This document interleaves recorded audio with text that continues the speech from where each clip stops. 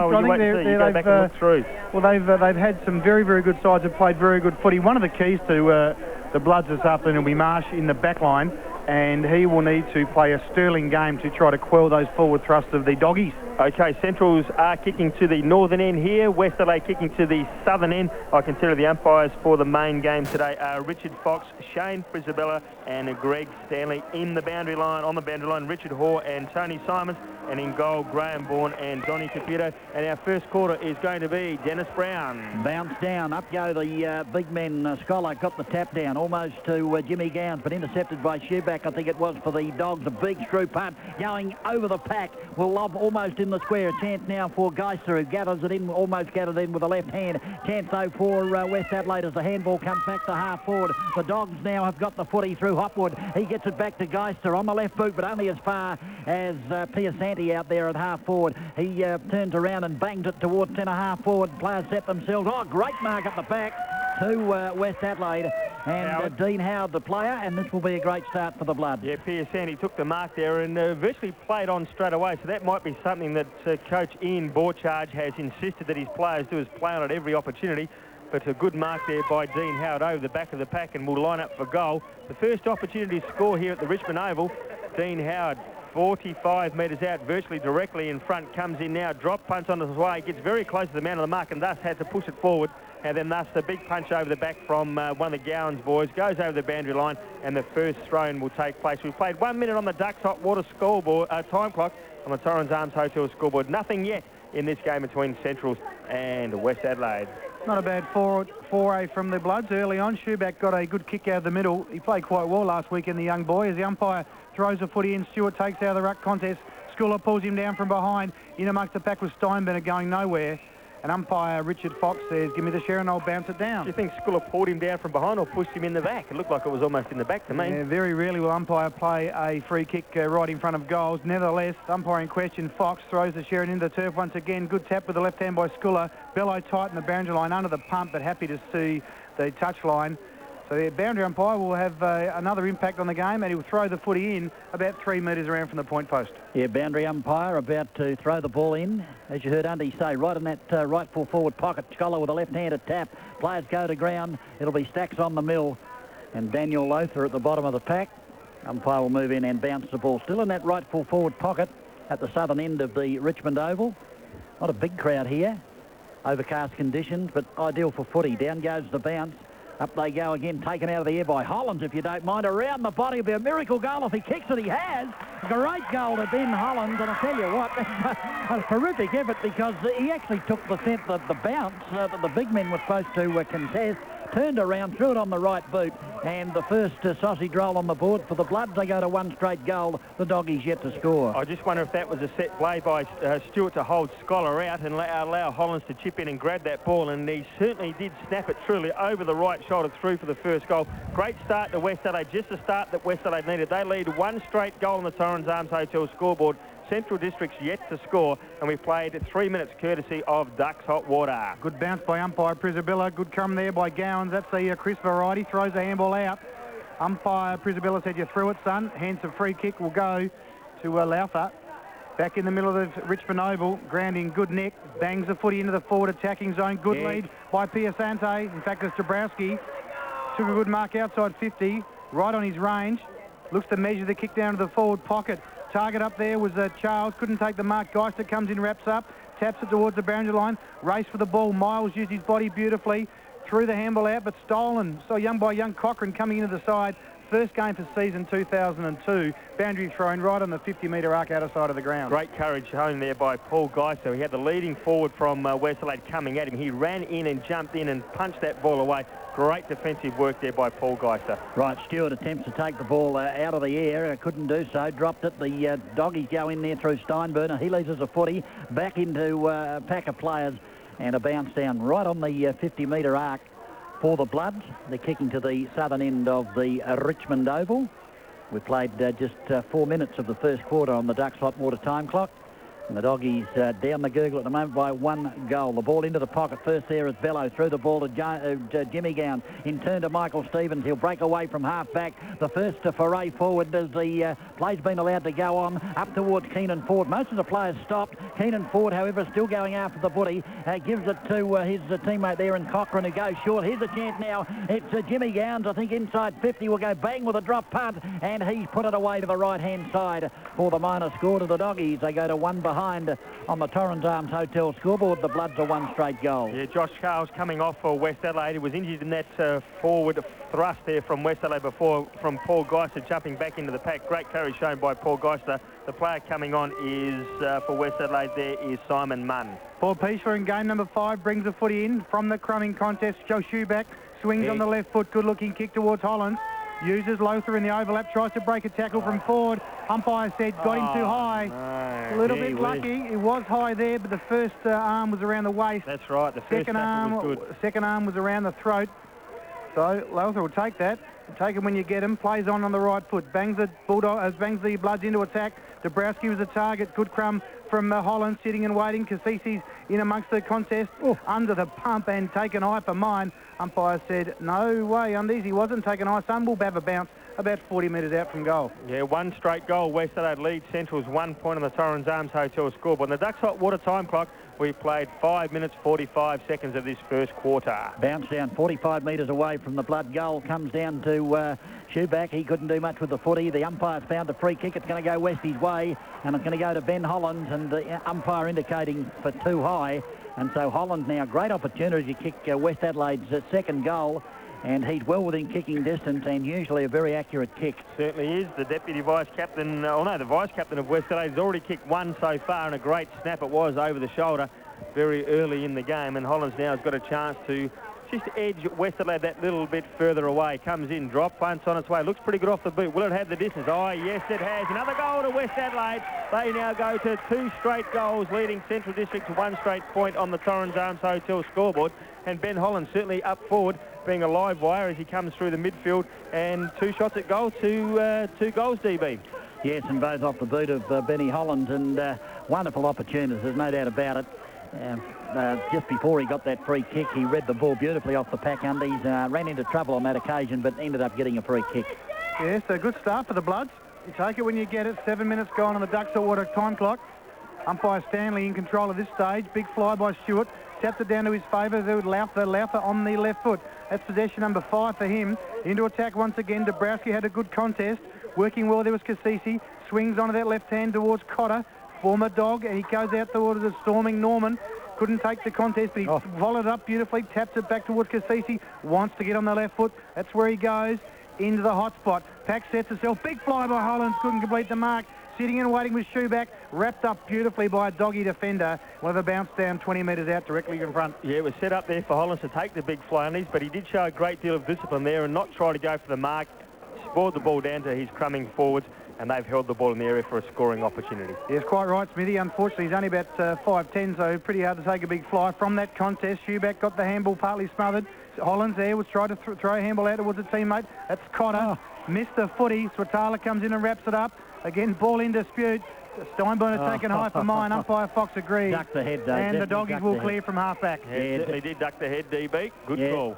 Ducked the head and got the free kick. As long as they're consistent. Now, he was off because he had the footy and he was away, but the umpire's given him the benefit of the doubt as the ball comes over to half-back where the grandstand side, Michael Stevens, has taken the mark. So half-back grandstand side is Stevens now towards centre wing. The lead on from Bello. He's out in front and good grab by Marco Bello. Plays on immediately. The handball inboard there looking for Jimmy Gowns. He's immediately tackled by Chubb. Ends up now with Hopwood, who go in towards centre-half forward. It's a poor kick, though, and the West Adelaide defence through. Hollands, you reckon he hasn't any touches early. Kicks into the centre to Cassisi. Away go the Bloods now. Cassisi has got plenty of movement. He goes short, and leading is the player that just come onto the ground in Munn. Munn's got a player out wide at half forward. That's the way the footy goes, and West Adelaide will line up for their third shot at goal, and the player with the footy is... I'll pick him up. It's not Piasanti, is it? No, it's not Piasanti. Yes, it is. It is Piasanti. Well, Piasanti has got the ball. Good play there from West Adelaide, running out of defence.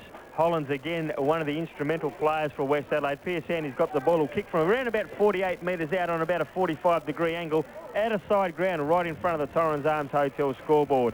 Pierce Andy, the drop punt, the right foot drop punt, certainly going to make the distance. The accuracy looks pretty good. You can hear by the cheers of the crowd. That's another goal to the Bloods. They go now to 3 straight goals. West Adelaide 3 straight goals. Central's 1 point on the Torrens Arms Hotel scoreboard. We played 9.5 minutes courtesy of Ducks Hot Water. And let's go back to the shootout to collect scores from all around the ground, courtesy of Northern Paving.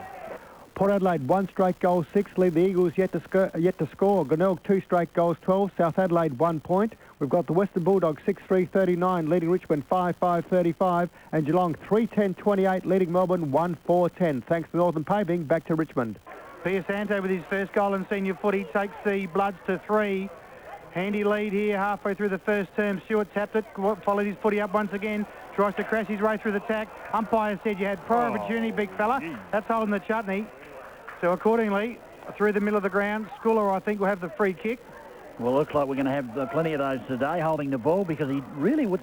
I didn't think he was retarded anyway. In fact, he got the handball away. Well, that handball in question, he came to Michael Stevens. He bangs the doggies into attack. Big Ben Marsh had too much height and took a good mark. He'll clear for the Bloods on the outer side. Target was Miles. The ball sits for him nicely. He goes back on the left foot. Scrubby kick forward, only as far as Schooler once again. Allows the doggies to clear. Swatala's got it in the middle of the ground. That kick had to be good towards Slade, and it was. Took a good mark under the pump from Dre. So Evil Roy on the right foot goes towards Bello. The two little men combine nicely. We're going to go on that left foot. He elects to go by hand towards Michael Stevens. Bangs him into the hot spot. Target out there was... I'm not sure who that was. A Biscuits aren't it, the fella. Goes to the outside further again towards the skipper and Healy. And whilst the kick wasn't perfect, Healy was good enough to take a mark inside the 50-metre arc, about 40 metres out on a 45-degree angle. Certainly wouldn't be a hard kick for the captain.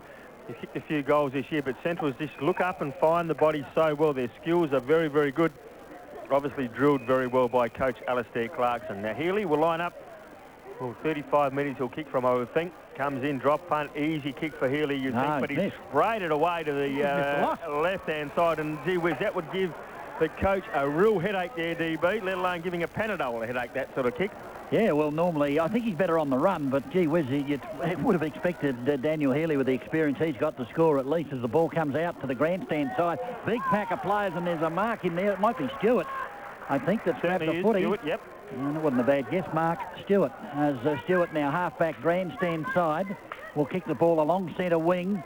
It's a shocking kick off the boot. Who's going to try and mark that? No one in particular. Goes through to Rutten. Rutten gathers it in. Will go short into the centre. The lead's on from Cotter. He can't take it. Got the ball, but then the handball was wide. It missed its target in for Fleischer. But Fleischer goes in, gets the footy. Marsh, tremendous back up from half-back. He runs towards the 50-metre arc and bombs it in to full forward, and Dabrowski out in front and takes the mark. And I'll tell you what, the Bloods are lining up for sausage roll number 4. Yeah, they're doing very well, the Bloods. The one thing that they are doing is they are sharing the ball around. If the runner is there, they are rewarding the runner. They're giving it off to the handball to the running player. We saw Marsh then drift down from centre half back, was rewarded, kicked it in long. Dabrowski marked virtually in the goal square and shouldn't have any trouble in kicking the goal. Goes in, and certainly, what's he done? Can you believe that? Well, 15 metres out, directly in front. The work's been done by your defensive action. You let your teammates down. That is not a good start for Dabrowski. 15 metres out. 3 goals, 1 now. West Adelaide, they still lead Central's 1 straight point, but gee whiz, that missed chance, their opportunity, Undies. Could be the turning point, boys. Could be costly at the end of the day. Swatala comes grandstand side. Target was Gowans. That's a Chris Variety. Couldn't complete the mark. Hollands was a good contest. He took the ball, gave it to Dre. Dre banged it high towards centre half forward. Stewart had one bite of it. Umpire called play on. Player taken high for mine was Norman. And umpire Prisabella said, now steady down, give me the footy. And we'll have a bounce down inside the forward 50 for the Bloods. They've made a late change in this game. Dabrowski's come in for one of the Richardson boys, either Ed or Adam, because neither of them are out there, as umpire Prisabella throws the footy down once again. Yeah, Stewart from the side. Got the tap down. Hollands attempted to pick it up. He was at the bottom of the pack. That's where he is at the moment. The ball comes out to Jimmy Gowns. He tried to get the handball away. In there is Hopwood. Did it well to Michael Stevens. Back to Jimmy Gowns and turned to Steinburner. He's in the centre of the ground and goes bang with a drop punt. Up towards centre half forward. Up they go. The ball over the back. Here's a chance for Danny Stevens if he can run onto the ball. It's not Danny Stevens. In fact, it's Murray Hamblin. And Hamblin has put it away to the left and out of bounds. for a boundary throw in the left full forward pocket for the Doggies. There was great defensive work there by Christopher Chubb to run across there and push the ball out of bounds. They're doing all right, West Adelaide, in defence at the moment, just sharing the ball around and very, very attacking when they do get the ball from defensive action. 14 gone on the first term. The Doggies yet to register a major as the boundary throwing goes. Good tap by Rutten out towards Hollands. Knocked up getting possessions this first term. Bangs the Bloods out of defence towards centre wing. Big fly of the back by Hopwood, couldn't complete the mark. Good pace shown by Howard, overran the footy. Hopwood goes in, picks it up, ball in dispute, bottom of the pack. Right in front of the RPH commentary team, and umpire Fox will have no alternative but to bounce it down. I tell you what, that Hollands does cover a lot of ground. I've just been watching the way he moves, and 1 minute, 30 seconds ago he was deep in the forward pocket, then he was deep in the back pocket, and now he's on centre wing, so he certainly does cover huge amounts of the ground. Stewart v. Scholar. Stewart with a right-handed tap, gave it down to Jimmy Gowns. In fact, it was the other Gowns, and Chris Gowns, couldn't think of his Christian name, and the ball's at the bottom of the pack. It comes out to Scholar to Steinburner. On the right boot, he goes up towards half forward. Michael Stevens is in front. The ball is still in front of him. He can pick it up. He threw it out with both hands. Came down to Chris Gowns. He get it over to Bello. Bello now, outside 50, will bomb it to the centre half forward position. Players will set themselves. Oh, good mark. That's a terrific mark there by Dion Miles. And West Adelaide defence is standing up pretty well at the moment as Miles now from centre half back will ease the pressure for the Bloods. Yes, who would have thought the Bloods would play this well without the two Richardsons? They started this first term quite nicely. Target was Dre, couldn't complete the mark. At the back of the pack was Shoeback. He's a likely type. I think he's got a future, this boy. Goes in short towards Cassisi. Now, that was Shoeback's non-preferred side, and he did it beautifully. Cassisi will swing on to the left. A 25-metre penalty against Steinburner. He was looking to come off the ground, I think, and Cassisi probably milked it. So that's a good 25-metre penalty. Wouldn't mind buying land off umpire Fox. So about 65 metres from goal. Won't make the distance. Dabrowski offers a lead. Well, the player coming off there for Centrals was Steinburner, and coming on was Paul Thomas. So, well, on the right foot. Goes in high, that's Cassisi, bangs it to the hot spot. Big fly at the front of the pack, 2 bars to it. Rutten couldn't complete it. Lowther was sitting and waiting, he's under the pump. He's got his head down, his tail up. 3 Doggies jump on him. That's holding the footy. He made he had no opportunity to get rid of the ball. Well, if you jump on the footy, Smithy, the rule says if you don't get it out immediately, that's holding the onion. Yeah, but Jimmy Gowns will clear. Yeah, Gown to the outer side, half back now. He's got Thomas, who's just come onto the ground for the Doggies. Goes to Danny Stevens, who's backward of centre on the outer side. Throws it on the right boot into the lead of Evil Roy Slade. He got the handball on quickly now. Gave it to Michael Stevens, who runs from outside 50 and goes bang with a drop punt. Here's the first major coming up for the Doggies. Off the boot of Michael Stevens as West Adelaide a 3-1-19. The Doggies a 1-1-7 on the Torrens Arms Hotel scoreboard. And courtesy of Northern Paving, we'll go back to the studio and get scores all around the grounds.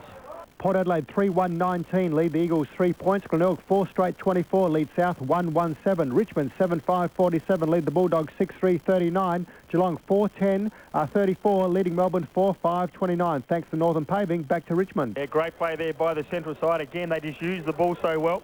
And Michael Stevenson finishing off for the Doggies with his first and the Doggies' first goal. Yes, umpire Prisabilla to bounce it down once again. Great tap straight into the throat of Stevens.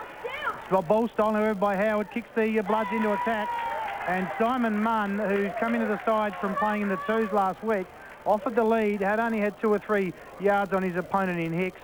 And the ball hit him lace out. So from 40 metres out, almost directly in front, lay down goal, Smithy, you'd think? Well, we said that about Dabrowski too, but he did miss. Munn now 45 metres out, I should say, out of sight of the ground here in front of the Torrens Arms Hotel scoreboard. Comes in now, drop punch on the way, very deliberate. The goal umpire has not moved an absolute muscle except for put the 2 fingers up and say that's another goal to West Adelaide. Good answering goal there to West Adelaide after Central's kicked there first. They did get the ball out of the centre from a mistake from the Doggies. Came out to Howard. Howard was able to see Munn on the lead and honoured that lead. Gave the ball out in front of Munn. Munn took the ball and then turned around and slotted his first and West Adelaide's fourth. 4 goals, 1 now. That is West Adelaide leading Centrals 1-1. So 25 play 7s on the Torrens Arms Hotel scoreboard, and we've played 18.5 minutes of this first quarter, courtesy of Ducks Hot Water. Umpire back in the centre, thumps it down. Up they go. Scholar v. Charles. The ball out to centre wing. A chance now for the Doggies. Picked up by Bello. Bello to Danny Stevens. Outside 50. He can kick this to drop punt. Is a beauty. Another goal, is it? It's going to go through for the minor score to the Doggies. They go to 1-2-8. They trail West Adelaide 4-1-25 on the Torrens Arms Hotel scoreboard. This is where West Adelaide have been very good in their set plays from kick-out dunnies. I've noticed over the last couple of weeks they've scored goals from set plays, they've been saying. Yeah, the Doggies are a bit worrying into attack. Normally they bring the ball inside 50 and have shots from 40, but a couple of occasions so far they've elected to bang from outside 50. So it's a bit of a different game plan as the ball's brought in towards the outer side. The man getting plenty of the footy is Hollands, takes it, kicks it towards Cotter, the former Bulldog, but he couldn't keep it in, and we'll have a boundary throw in true centre wing position, outer side of the ground here at the Richmond Oval as the sun comes out for a beautiful autumn day. In fact, no, it's winter. First day of winter, and we've got a belter here today at the Richmond Oval. There's the boundary throw in. Scholar attempted right-handed tap. They gave it to Chris Gowns. I think it was over to McGowan. McGowan in turn to Thomas. Thomas to half forward. Up they go. Good use of the body there by the West Adelaide defender to get rid of his opponent. But the ball's in the contest now. A chance now for, once again, Murray Hamblin will go bang from about 40 metres out. This time he's put it through for another goal to the Doggies. His first. As the Doggies go now to 2 goals, 2-14 on the Torrens Arms Hotel scoreboard. West Adelaide 4-1-25. Yeah, great play there by Marco Bello at the bottom of the pack and crumbed the ball so well. Saw Hamlin running past, rewarded the runner again, and with a quick, slick handball, found Hamlin with a bit of space and was able to run inside just 50 and have a shot at goal at the northern end and kick his first and Central District second. Great play there by the Doggies. As we keep saying each and every week, they do reward the runner. If the runner's there to give the player, give the ball to, they will give it. Yeah, and you should reward the runner as well. You get them inside 50, and they're very accurate, the Doggies side. Bounce down now. Good step by Stewart, straight down the throat of Hollands. Shoeback's working in the well, through the handball away. First error is Scholar, strangely enough. Good crumb at the bottom of the pack was Dre. Threw the handball away only as far as Danny Stevens. It's not where you were going, son. Young Cochrane's got it. Left foot, clever kick to the pocket. And he found Keenan Ford. Tell you what, Cochrane under the pump just steadied and had a bit of look up field and said, well, there's one there. I'll just spot him with the left. It was fantastic play, wasn't it? I mean, Keenan Ford was standing there on his own for about a good 2 or 3 seconds. And as you said, Cochrane was able to look up and spot him from 25 to 30 metres away. Well, Ford now lining up. Won't miss. He doesn't miss these. Is that right? You said that about Dabrowski too. No, I didn't. You did. Okay, comes in now off 2 steps and goes bang, and DB has said he won't miss, and guess what? He hasn't missed either. So the third goal goes on the board for the Doggies. They now go to 3 goals, 2. That is 20, trailing the Bloods 4-1-25 on the Torrens Arms Hotel scoreboard. Let's go back to the studio courtesy of Northern Paving and collect scores from all around the grounds. Port Adelaide 4-3-27 lead the Eagles 1-4-10. Glenelg 4 straight 24 lead South 1-1-7. Half time Geelong 4-11-35 lead Melbourne 4-5-29. Richmond 7-5-47. Western Bulldogs 7-5-47. Thanks to Northern Paving. Back to Richmond. Yes, the ball back in the centre now. Big Arnold back on the ground against Stewart. The ball down the ground. Chance for Shoeback. The handball out. Gives it to Lothar. Lothar now with a high ball up towards the full forward area. Inside 50. It comes down to Chris Gowns. The handball out. Gives it to Hicks. Hicks will go short. He's got Arnold just outside the defensive square. Gives it now to Steinburner. The Doggies are starting to get things rolling here. Michael Stevens out that centre wing. Takes the ball. Races away. Has the liberty of a bounce. Goes inside 50. Another bounce. Will kick from about 30 metres on its way. He's away to the right-hand side. Probably deserved better. It was terrific build-up by the Doggies. Just a minor score. They go to 2-3, make that 3-2 at 21. They trail the Bloods 4-1-25 on the Torrens Arms Hotel scoreboard. Yeah, they're just starting to step up a bit now, the Doggies. They can see they are behind on the scoreboard, but great play there by Stevens. Was able to get past the tackle and break the tackle. 2 bounces, run inside 50. Should have done better than that and kicked the goal. Kick from Pleasure had to be good. Found Chubb on the outer side back pocket. The only place he's got to go is towards centre wing. That's the target. Big high up and under kick towards Miles. Big fly at the back by Ford. Couldn't complete the mark. At the back of the pack, Piasani's got the run for the Bloods. Kicks now to the half-forward line. Target was Dabrowski. He's offered a contest up there. Stolen, however, by Herrera on this occasion. Stewart comes in the length of Ford. Throws a handball out to a loose player in Cotter. By hand again to Cassisi. Comes back on the right foot towards the forward pocket. Tumble punt kick was shocking. Good crumb, however, by the Hopwood. Gives it towards Biscuits Arnott. Looks up ground, sees nothing on offer. Kicks a tumble punt, looking for touch, won't find it. Shoeback, Louth has got the footy and option. Goes inside, one of them was Donaldson. He's got plenty of time and space, goes back on the right foot. Good looking kick towards Dabrowski. He's been terrific in this first term, and from right on 50 he'll line up for goal. Yeah, he'll probably kick this. He missed one from 15 metres out directly in front. He's going to kick from around about 48 metres out on about a 60-degree angle. Grandstand side here at the Richmond Oval is kicking to the southern end. So not a lot of breeze out there. Dabrowski comes in now. Drop punch on its way. Looks pretty good. Swing around. Great kick by the big fella, Dabrowski. Can't kick him from 15 metres out, but can kick him from 48 metres out on a 60-degree angle. Great kick. West Adelaide now 5 goals 1. They are leading Centrals 4 goals 3 on the Torrens Arms Hotel scoreboard. And courtesy of Ducks Hot Water, we have played 24.5 minutes. That score from Centrals is 3 goals 3, 21. They trail by 10 points, 5 goals 1, 31 West Adelaide. Centrals 3 goals 3, 21 on the Torrens Arms Hotel scoreboard. Yeah, ball back in the centre. So Westies really did need that goal because the doggies were just starting to put it together as the bounce is affected in the centre, taken by Big Stewart. They grab him high, gets rid of the ball to Shoeback. He runs into trouble through the agency there of Chris Gowns, who wrapped him up and pulled him to the ground, and the umpire said, give me the footy, boys, I'll bounce it again. You mentioned about the Richardson boys not playing. Obviously, Dabrowski's come in. We're trying to find out who the other players that have come in. It's... Well, we'll work that out a little bit later. The ball is thumped down. Bello pounces on it, breaks through the centre with the left foot, goes up to the 50 up in front. Michael Stevens has got the mark, second grab, and he'll chip it away to the half-forward flank. And one of the Gowns boys there, and it's Jimmy Gowns. He goes bang. Easy goal. It's Chris Gowns, is it? Chris Gowns it was. They certainly used the ball very well, the doggies, and that was a very quick movement of the footy by Michael Stevens, and Gowns made no mistake. And in fact, it was Jimmy Gowns. And so mark that down to Jimmy. And it's 4 goals 3. They trail Westies 5-1-31. Courtesy of Northern Paving. Let's go back to the studio and collect scores from all around the ground. Port Adelaide 5-4-34 lead the Eagles 2-5-17. Glenelg 6 straight 36 lead South 2-2-14. Half-time Geelong 4-11-35 lead Melbourne 4-5-29. Half-time the Western Bulldogs 7-6-48 lead Richmond 7-5-47. Thanks to Northern Paving. Back to Richmond. Out of this centre contest, kicked forward by the Bloods. Marked by Steinburner, played on towards a Raider. Tried to kick it off the ground but missed the footy. Coming in to lend support for the Bloods was Cassisi. Threw it a handball towards Cotter. Another handball towards the forward 50 allows Cassisi to run once again.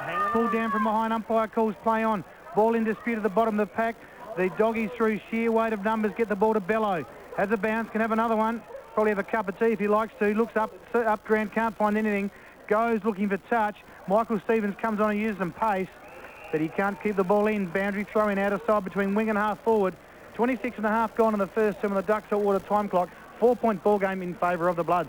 I'll tell you what, that umpire that was in charge of the footy then, he was that far behind, you couldn't have shot him with a gun. He was a long way away. Caught napping when that quick transference of the footy down there to half forward. As the ball is thrown in, up they go. The ball comes to ground. Chance now stacks on the mill though, and there'll be a bounce down between centre and half forward out of side for the doggies. They're 4-3. They trail Westies 5-1. They've certainly come back in this latter stage of the first quarter. The ball in contest once again. There's going to be a free kick paid. It's going to go the way of the Bloods. Didn't see what that was for. Over the shoulder, DB. And emerging with the footy is Shoeback.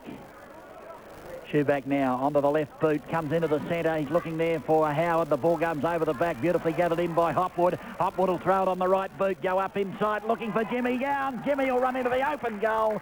Bang! And the doggies are in front. 5-3-33. They lead Westies 5-1-31. Jimmy Gowns' second goal there. And as we keep saying, the good thing about Central is the way they play their game is they attack the ball from half back, and they do it so well, and they're able to do that. Again, Jimmy Gowns running into the space. The kick was over the top of the line. Jimmy Gowns was able to run onto the ball and turn around and kick his second goal. And as DB rightly said, Centrals all of a sudden are in front. 33 plays 31 on the Torrens Arms Hotel scoreboard. We played 28 minutes, courtesy of Ducks Hot Water. 10 goals in the first term is a pretty open affair. 28 gone. So we're having a pretty entertaining game of footy in front of a moderate crowd here at the Richmond Oval. Big fly by Stewart, taps the ball forward. Piasanti or Cotter overruns the footy. Diving on top of it was Hopwood. Threw the ball out to a teammate. Through a chain of handballs, come towards Big Arnold. That was well had it, done. then lost it. Holland comes in to lend support, gives it towards Lothar. Runs the footy out towards Piasanti. Comes back on the right foot, bangs it outside 50 towards the goal face. Off the side of the boot. Norman couldn't keep it in, and we'll have a boundary throw in a metre around from the point post. 29 gone in the first term here at the Richmond Oval. Boundary throw in left full forward pocket, and once again quick transference caught the boundary umpire behind. He was a mile back then. He's now got the footy to throw it back into play. Just 2 points in it in favour of the doggies. There's the throw in. Player there gathered by Pasanti, and in fact it was Cassisi, and ends up with Hickso, who'll concede and kicks it through for the minor score to West Adelaide. So they go to 5 goals to 32. They trail the doggies 5-3-33 on the Torrens Arms Hotel scoreboard. And that's probably a rule we've got to look at in our game. I reckon that conceding of the minor score to the opposition like maybe should be worth 3 points. Well, mind you, they keep changing the rules. Probably should leave them alone. Nevertheless, as Swatala brings a footy in towards Michael Stevens, fantastic kick. Gave it towards the running Steinburner, who motors off half-back flank, looking towards a young Evil Roy. Couldn't complete the mark. James Gowns taps it in front of Slade. Stolen over by Paul Pleasure. Little stubby kick along the boundary line, gains about 10 metres. Boundary throw in between wing and half-forward grandstands high to the Richmond Oval. Coming up to the 30-minute mark of the first term. 1 point ball game in favour of the doggies. Yeah, boundary umpire to throw the ball back in. Almost 30 minutes have gone in the first quarter. There's the throw in. There's the siren as Big Marsh grabs the ball out of the air to end the first quarter here. Very entertaining first quarter at the Richmond Oval. The doggies lead 5-3-33 on the Torrens Arms Hotel scoreboard. West Adelaide are 5-2-32. Yeah, goal scorers for Central Districts thus far. James Gowns has got 2, Murray Hamblin with 1, Michael Stevens with 1, and Keenan Ford with a goal as well. For the West Adelaide side, Ben Hollands kicked the first 2 goals of the game. He was joined also by Simon Munn with 1, David Piscianti with 1, and also Dabrowski with 1 there. So scores here at quarter time. Central's 5 goals, 33. They lead West Adelaide 5-2-32 in what has been a very, very entertaining game thus far. 5 RPH football here. Don't forget, our radiothon is on, and 8231 1197 is the phone number to give us a donation so we can buy some new computers. 1197 is the phone number, so please give us a call and make a donation. Jenny and Peter back in the studio are waiting for your calls now, but we'll be talking about Dennis Brown and the harness racing show's endeavour to raise more money here on 5RPH at half-time. Just about to get underway for the start of the second quarter as the umpire holds the ball aloft. Your first quarter will be Andrew Underwood. Umpire Fox holds the football into this beautiful day here we've got at the Richmond Oval. Ground in perfect nick, footy hot so far. Good bounce by the umpire in question. First there was Hollands, once again threw it out towards Lowther. Bangs the Bloods into attack towards Howard. Can't complete the mark. There was a good spool behind. Working well there was Hollands once again. Weaves his way through traffic. Measures a kick towards the forward pocket. And Munn took a good mark diving. Almost took one in the gully. Yeah, certainly was low to the ground. Lining up his second goal. Be a good start for the Bloods if they can sneak one away. Just the start that the Bloods need for this second quarter as Munn will line up from around about 45 metres out on a pretty acute angle, out of sight of the ground here at the Richmond Oval, kicking to the northern end. So comes in now. Drop punts on its way. Looks pretty good off the boot too. The goal umpire hasn't moved too much. The flags are a wave and the Bloods are celebrating their first goal. That took 57 seconds on the Ducks hot water time clock to register their first goal of the second quarter, and it goes to Munn. He's now kicked 2. West Adelaide 6 goals 2-38 had take a 5-point advantage over Central Districts, 5 goals 3 on the Torrens Arms Hotel scoreboard. And you've got to be impressed, TB, with the way that Ben Hollands attacks the ball. He was in there and under that pack, and then was able to read the ball and receive the handball, and then found Simon Munn on the lead. No doubt he's BOG at the moment. Had a fair amount of the footy for sure and certain as the umpire bounces it. Up they go, Stewart v. Scholar. Tap down to Lothar again. He'll throw it on the left boot. A high ball now towards the centre wing, but taking the mark is Swatala. He'll go across looking for Hopwood. Hopwood at 10.5 back now. Created the space and then goes to centre wing looking for Healy. The ball bounces in front of Healy. He's hotly possessed though by Donaldson. In fact, Donaldson outpaced him. That's a pretty fair effort. He grabbed the footy and then lost it as it went over the boundary line out of side centre wing. Yeah, Donaldson's got a bit of pace about him, hasn't he? Yeah, it looks like he's got a bit of a job on the skipper in Healy. He's very damaging, Liz Healy. He can cut you apart and really hasn't had any impact on this game thus far. Mind you, we've only played a quarter hour or so. At the back of the pack, Bello was first there, had it, then lost it. That man Hollands again getting more kicks than a dog in a butcher shop. Handballs on this occasion towards Lothar. He's had plenty of it as well. Goes tight on the boundary line towards Paul Pleasure and cleverly took it with one hand, just keeps it inside touch. So young Paul Pleasure on the outer side of the ground will bang the Bloods into attack once again. Measures the kick on the right towards Cassisi. One bite, couldn't complete the mark. Sitting and waiting in the front was Norman. Storman Norman. He wrapped up his doggy defender and will have a bounce down. That's umpire Stanley. We've got the footy between wing and half forward outer side of the ground. 3 gone in the second term. He bounced down right out there on that half-forward flank on the outer side for Westies. They're into attack. The ball attempted to be taken by Charles. In fact, he picked it up and kicked it only as far as Howard. He got rid of his opponent and whipped out the handball. Here's a chance now for Cassisi in towards goal. He's hit the post. And the minor score recorded for the Bloods as they go to 6-3. So we've got a tied ball game here. No, we haven't. We've got 6-3. They're a goal in front of the Doggies, 5-3. Swatala brings it into the running. Steinburner bangs the footy out towards the half-back flank out of side. Target was Hopwood. Used his body beautifully. Gave it to Stevens, allowed him to run. Watch the racehorse go. Good bouncer, or a couple of good bouncers. Bangs the Doggies into attack. Good transference, but a shocking kick. Went straight to the billy go to Chubb, who will defend amiably for the Bloods. He'll bring it out here to Hollands, who's created the space in the pocket. He's got 2 Doggies on him, so there must be a Blood teammate loose somewhere. That's Dion Miles, and he's taken the ball at centre half back for West Adelaide. We'll go back to Hollands here, you think? Well, Hollands is all by himself in the defensive 50. He's going to go right to the outer side of the ground, and that player out there is, looks like Taylor. Taylor will go short, and he finds Donaldson. So Donaldson now on the half-back flank, outer side, will drive it along centre wing. It's a high ball. Players set themselves. Oh, Herrera got rid of his opponent. The umpire said that's okay, and as it comes out to Hicks, Hicks now will handball over the top to Bello. Bello in turn gives it back to Herrera. Herrera now, a high ball floating in towards centre half forward, and Dion Miles dropped what he should have taken on the second attempt. The crowd going berserk. They thought they should have been paid. There's a player hung on to in the player in Cochrane holding the ball to bring out the West Adelaide hierarchy, and the umpire has found a free kick, and it's gone for too high, and you're not happy with that decision, Smitty? No, we saw in the first quarter where a player was caught over on the outer side of the ground here and it was paid holding the ball. Exactly the same decision. In this quarter, it was paid the other way. Now, one of the Gowns boys is going to line up for a goal, and it's Jimmy Gowns. He's already kicked 2. And you can dare say he can just about write this one down because he very, very rarely misses those Jimmy Gowns. Comes in, drop punts on its way, 25 metres out, directly in front, and put it down for another goal to Central. So the scores here all locked away on the Torrens Arms Hotel scoreboard. 6 goals, 3 apiece, and now that is 39 points. So we'll go back to the studio courtesy of Northern Paving and collect scores from all around the grounds. Port Adelaide 6-5-41 lead the Eagles 3-5-23, and Glenelg 6-3-39 lead South 3-3-21. Thanks to Northern Paving. Back to Richmond. Yes, I just believe that the Doggies haven't got out of first gear yet. And when they do, it'll be like pulling the wings off a fly.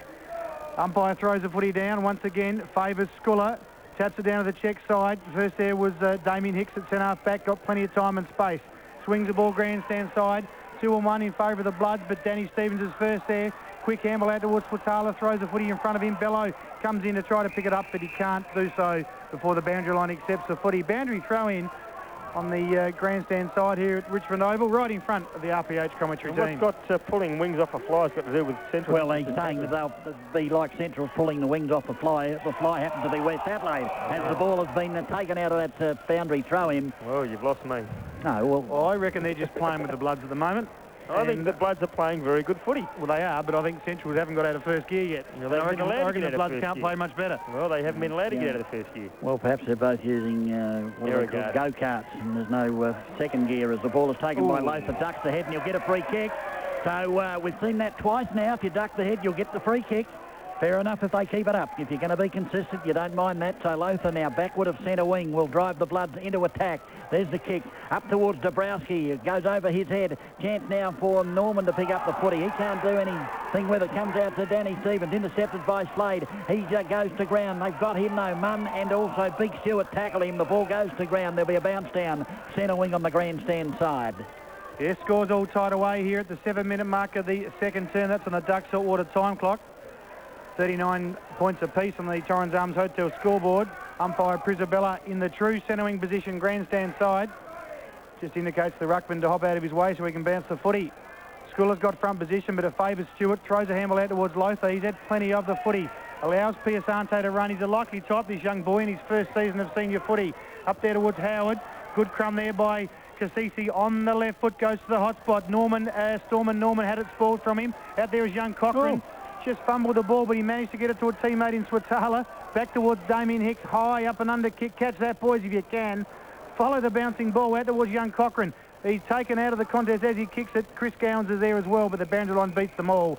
Boundary throwing between wing and half forward, outer side of the ground. 8 minutes gone, the second term. Yeah, Kasisi kicked that ball into the real hot spot, as Andy said, but you've got to be impressed with the way Centrals get the numbers back there as quickly as they can. 4 or 5 players shot back there very, very quickly to fill up the space and give Centrals an opportunity to clear the ball out of defence. Yeah, Arnott off for Doggies, and coming on is Damien Arnold. Interesting move, that one, as the ball is about to be thrown in on the outer side. Half-forward flank for West Adelaide. There's the throw-in. Stewart and Scholar. Stewart with the big thump. Did it well, gave it to Howard. Tried to push his way clear of the opposition. Playout hung on to him, Munn. He lost the footy as well. So Kasisi flung out of the contest. Chance now for Howard. He gets the ball over into the pocket. Taken there by Donaldson. The hurried kick. Looking for Holland. He flipped it over the top. Did it cleverly. Lothar will run onto the football now. And then puts it towards centre half forward. It's not a bad looking kick at the back. Almost taken there by Teosanti. Emerging with the football though, and around the body. The kick by... The player there for Westies, Kasisi, is straight to the right-hand side, and 1 point the score. So Westies have hit the front by that one solitary point. They go to 6 goals, 4. They lead the Doggies 6-3. Yeah, Centrals again got numbers back there, Andy. Yeah, if that young boy wants to go on with his footy, young Kasisi, he's got to nail those goals, gets plenty of opportunity. The Doggies 3 numbers, gets it towards Michael Stevens, a racehorse. On the right foot towards half-forward flank. Target was Gowans. Pushing it back to James Gowans. Which just showed a bit more experience than young Paul Pleasure. Umpire Prisabilla right on the spot. So James Gowans already got 3, measures a kick in towards Kynan Ford. It's almost circle work on that occasion. He's outside 50, too far out to score, so he measures a kick towards the forward pocket. Pack set itself. Oh, good mark. And judging it beautifully was Hamblin. And against Benny Rutten, I thought Rutten certainly had a size advantage, but Hamblin judged it to the pinpoint perfect position, and he will have a shot from goal right tight in the forward pocket. Distance not a problem, just the accuracy. Yeah, it certainly will be just the accuracy, but certainly has already kicked the goal and will kick from around about 20 metres out. So an important kick for the Doggies. Comes in now, drop punts on its way. Looks pretty good off the boot, and certainly is a great kick from Murray Hamlin. He kicks Central District 7th. They now go to the lead. The first time they've been in the lead all day. 7 goals, 3:45 leading leading West Adelaide. 6 goals, 4:40 on the Torrens Arms Hotel scoreboard. And courtesy of Northern Pavement, we'll go back to the studio and collect scores from all around the ground. Port Adelaide 7-5-47 lead the Eagles 4-5-29. Glenelg 6-4-40 leads South 4-4-28. And Geelong 5-11-41 leading Melbourne 4-6-30. Thanks to Northern Paving, we'll go back to Richmond. Ball back in the centre.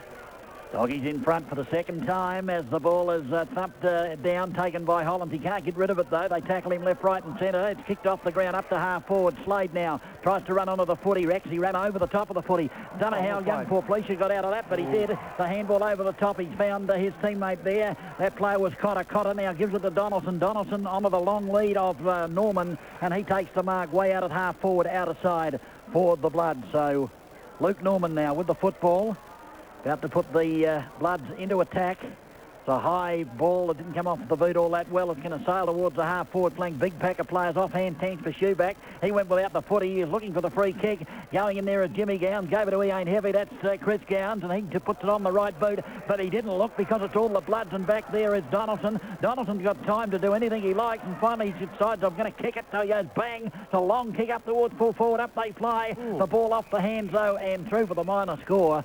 And why he kicked it there, I'll never know, because there was one Doggie, rather one Blood player, and about 4 or 5 Central District players. Yeah, he looked upfield, DB, I think, and he saw every other player covered, so his best option was to kick it to the scoring opportunity, and that's the point of the square, but the ball just drifted and went out of bounds. Yes, from the boundary throw-in, Arnold used his body well, came out of the check side. Cotter gave it towards Taylor. Taylor taken high, umpire calls play on. Got it to Howard. Howard kicks it high to the hot spot. Good crumb there at the front of the pack by Shoeback. Gave it back towards Taylor. What can he do on the right foot? Goal. I think he squeezed one through. He has. Young Rob Taylor, good mark, good crumb, good goal. That's his first. And the Bloods hit back 7-4-46, regain the lead by the one solitary point over the Doggies, 7-3-45.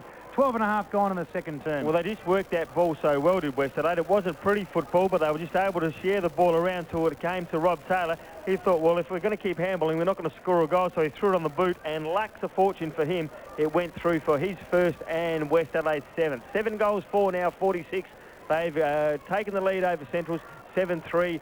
45 on the Torrens Arms Hotel scoreboard. And courtesy of Ducks Hot Water, we've played 12.5 minutes of this second quarter. Ball back in the centre. Up they go. The ball will favour Shoeback. He ducked the head and then lost the football. It's back into a pack of players. It almost came out the back. In fact, it did come out the back. Chris Gowns, I think, was the player there. He went to go with the footy, but he was tackled. And in the end, the umpire said, "Give it to me, boys. I'll bounce it again in the centre square." We saw Stewart there tap the ball back to his defensive side. It's got to be spot on. Otherwise, with Central District's 4 players running forward, it's going to be very hard to stop there from getting the ball. Now, Arnold got the tap down, but straight to a doggy player who kicked it up towards half forward. Slade got the handball out to Bello. Bello, in turn, will give it out to Danny Stevens. He's going to try and kick it off the ground. That's what he does. It goes floating out there towards the pocket, and it'll go over the boundary line for a throw-in right alongside the Torrens Arms Hotel scoreboard, which shows the Bloods leading by a point, 7-4-46. The Doggies are 7-3-45. Yes, a couple of young players interchange. Cochrane off to young Thomas on. Certainly a lot of footy ahead of those two young boys as the umpire throws the footy in. Schuller got a tap down to the check side, only as far as Hollands. Gave it towards Lothar, by hand towards Munn. Don't know what that kick was doing, so went along the ground. Handball by Stewart was shocking, straight down the throat of Healy. Comes inside to Chris Gowns. They'll make him pay. Keenan Ford's got the footy, bangs it to the hot spot, measures the kick beautifully to Michael Stevens on the kick-off line, and Michael Stevens will put through his second goal. And the Doggies will hit back once again. He said that the Centrals will make Westerlade pay there. They did turn the ball over rather senselessly there. Westerlade had the run, but just turned the ball over. Ended up with Jimmy Gowns. Got it over to Keenan Ford, and Keenan Ford has kicked in long to Stevens, and Michael Stevens marked the ball 15 metres out directly in front for, goes back and kicks his second goal, and Westerlade now 8th goal. They go to 8 goals, 3-51. They lead Westerlade 7 goals, 4-46 on the Torrens Arms Hotel scoreboard. And it was almost like circle work there, DB. It was just give me the ball over, and Jimmy Gowns read it to perfection. Yeah, well, I don't know what Mark Stewart was doing. I mean, he did have a player running down to receive the handball, but there was a doggy just inside him and only about 2 metres away, wasn't there? In the end, he handballed it straight to the Central District player. And, of course, as you know, they're back in front now because of that. 8-3-51, Westie 7-4-46. Ball back in the centre. Big men to do battle once again. Arnold v. Marsh, I think it is. No, yes, it was Marsh. The ball comes down the ground. In there is Lothar, and also one of the Gowan boys. And next back is Matty Slade.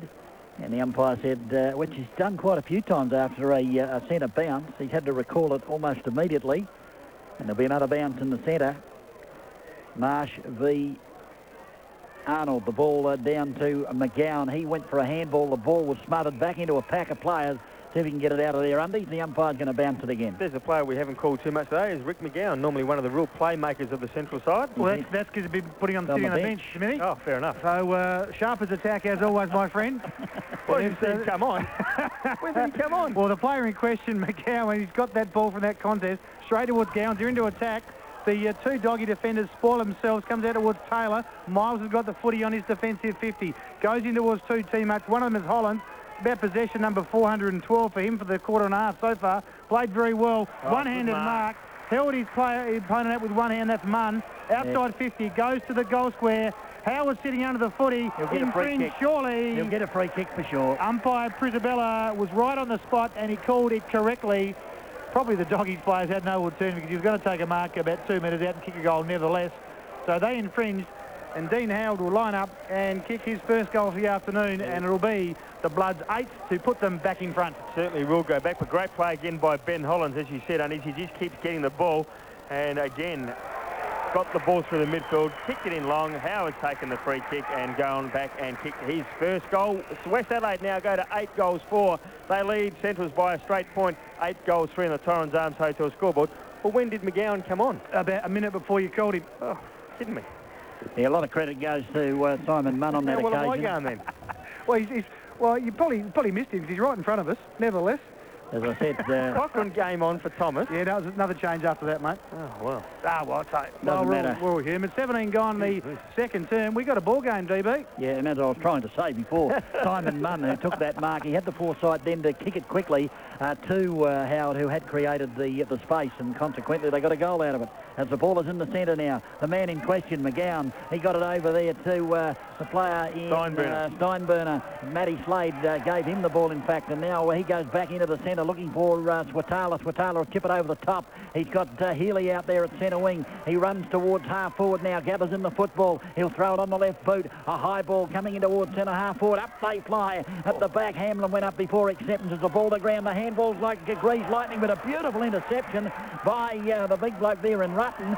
Saw the ball come out towards centre wing. Young Thomas is going to get run down. This will be holding the footy. It has to be holding the football. That's great tackle by Cassisi, and he'll go back and have a kick at centre wing for the Blood. I tell you what, he's hurt himself too, you know. He's hurt his right shoulder or right wrist in that tackle. Well, it was a textbook tackle. It was terrific. Just pinned the arm. Young Thomas had nowhere to go. Cassisi went to Lothar. He's got plenty of the footy being an on ball, and he goes to his teammate who's also got plenty of it. That's Holland. I think he might have been winded, actually, Cassisi, do you think? Yeah, busy in the Beirut bricklayer is Holland. He goes into the forward 50. 2-on-2 contest. Oh, good mark. Norman used his strength and read it the better. Just knocked his opponent out fairly within the rules. He took a mark 10 metres out on a slight angle, and he'll line up for his first goal of the afternoon. Kicked kicked 3 last week in a very good performance from a forward pocket. He certainly did, and a good strong mark there too. Stood his ground, had a couple of Centrals players coming at him, but a good strong mark. Nevertheless, West Adelaide have done very well thus far. Norman comes in now. Luke Norman comes in, drop punch on its way, and you can hear by the crowd there, that's another goal to West Adelaide. 9 goals, 4-58. They lead Central Districts 8 goals, 3-51 on the Torrens Arms Hotel scoreboard, and we've played 19.5 minutes courtesy of the Ducks Hot Water time clock. And I'll tell you what, West Adelaide have got a bit of a sniff, DB, and as both of you have said in the past, they get a sniff and they play their best football. They can take it up to any side in the SANFL. Yes, but you must be remembered that Centrals are still in first gear. Is that right, Andy? Well, I still reckon they're in first gear, DB. Mind you, we had 10 goals kicked in the first term, and so far we've had, 8 goals kicked in the second term. Umpire with the footy, bounces it down. Arnold, that's a beautiful tap. Well, it's going to be a beautiful tap to McGowan, but was intercepted by that man, Holland. He kicks it towards centre half forward. Up they fly. The mark should have been taken by Hicks. He dropped it. The ball back in towards the centre wing. A chance now taken by Slade. Gives it to Hicks, who followed up beautifully. Comes towards the centre wing. And the mark taken by Jimmy Gowans. Gowans now of the James variety. Kicks it along centre wing. The lead is a beauty from Hamlin. And the ball goes straight down his throat. Hamlin now. He's also got a player loose centre half forward. That's the way the kick goes. Ford was in front. The ball comes down to McGowan. He'll go over the top. Here's a goal. Comes to Arnott. Arnott the Scholar. Scholar in the square. And goes bang for an easy doggy goal. They go to 9 goals 3. And we're back to a point the difference. They trail the Blood 9-4 on the Torrens Arms Hotel scoreboard. Guys, you feel that Central Districts are getting their goals a lot easier than West Adelaide. West Adelaide seem to be working very, very hard for their goals. Central Districts then just seem to run the ball down. Interceptions, mistakes made by West Adelaide. They turn the ball over and the goals are scored. But whereas West Adelaide really are working hard for theirs. Well, I think what happens is Westies are in first gear, and every now and then the doggies just slip into second gear, as they did on that occasion. Well, nevertheless, gears, all these changes. You've got plenty of gears, like a bike race here at the Richmond Oval. 18 goals kicked so far for about 50 minutes of footy. Has been very entertaining from that ruck contest. Schubeck had it. He got thrown off the footy. Umpire says, play on. Thought he had plenty of opportunity. Out of that centre contest, Biscuits Arnott kicked it towards the forward 50. Good spoil by the West Adelaide defender. Coming in there was Toomey. Shrugged off a tackle and swung onto the right foot. Kicked it high up and under kick. Big fly by Swatala. Read it beautifully. And he took a relieving mark in the centre half back area. Players flood forward. He goes towards the grandstand side. Target was Gowans. That's James variety. First there, however, was Toomey at the front of the pack. Steinbrenner had him along with the footy, and umpire Prisabella will bounce it down right in front of the RPH commentary team between wing and a half forward, grandstand side. Yes, just 1 point the difference in favour of the Blood. Been a very attacking game of footy thus far. Umpire blows that time on, and he'll bounce the ball between centre wing and half forward, grandstand side for the doggies. Down it goes. Jimmy Gowans actually took the tap, ended up with McGowan. He's got the footy, got the handball over to Jim Gowans. He's in trouble. The handball's been intercepted by Miles, and away go West Adelaide now as Miles puts it up inside 50. Players will set themselves to bouncing in front. Holland was reading the ball, but he couldn't get there because the player that pounced on the footy was Damien Hicks, and he's constituted a bounce down about 45 metres out from the West Adelaide goal. Yeah, if Hicks didn't bounce on the ball there, Hollands was off and running and would have taken that ball right the way through to goal. Yeah, put his body in the line, did quite well under the punt from that contest. Thomas kicked it out towards centre wing. The racehorse in Stevens has got the footy. He stops, props, goes back on his right foot. He runs around Ben Marsh. Oh. Marsh just got a hand on him, so able to kick there off the side of the boot. Big flyer there at the front of the pack. A good crumb by Shoeback. Runs in. Should go, the young boy from 40. Away to the right. He had plenty of time. Just wanted to get back on his left foot, but couldn't complete the goal. So West Adelaide, another point on the board. 9-5, 59. Did everything right there, didn't he, Shoeback? He sport the ball, brought it to ground, recovered, ran on, but just didn't finish the play off. Kick out towards the outer side. Oh, free kick to West Adelaide surely was hung on to. The umpire said no.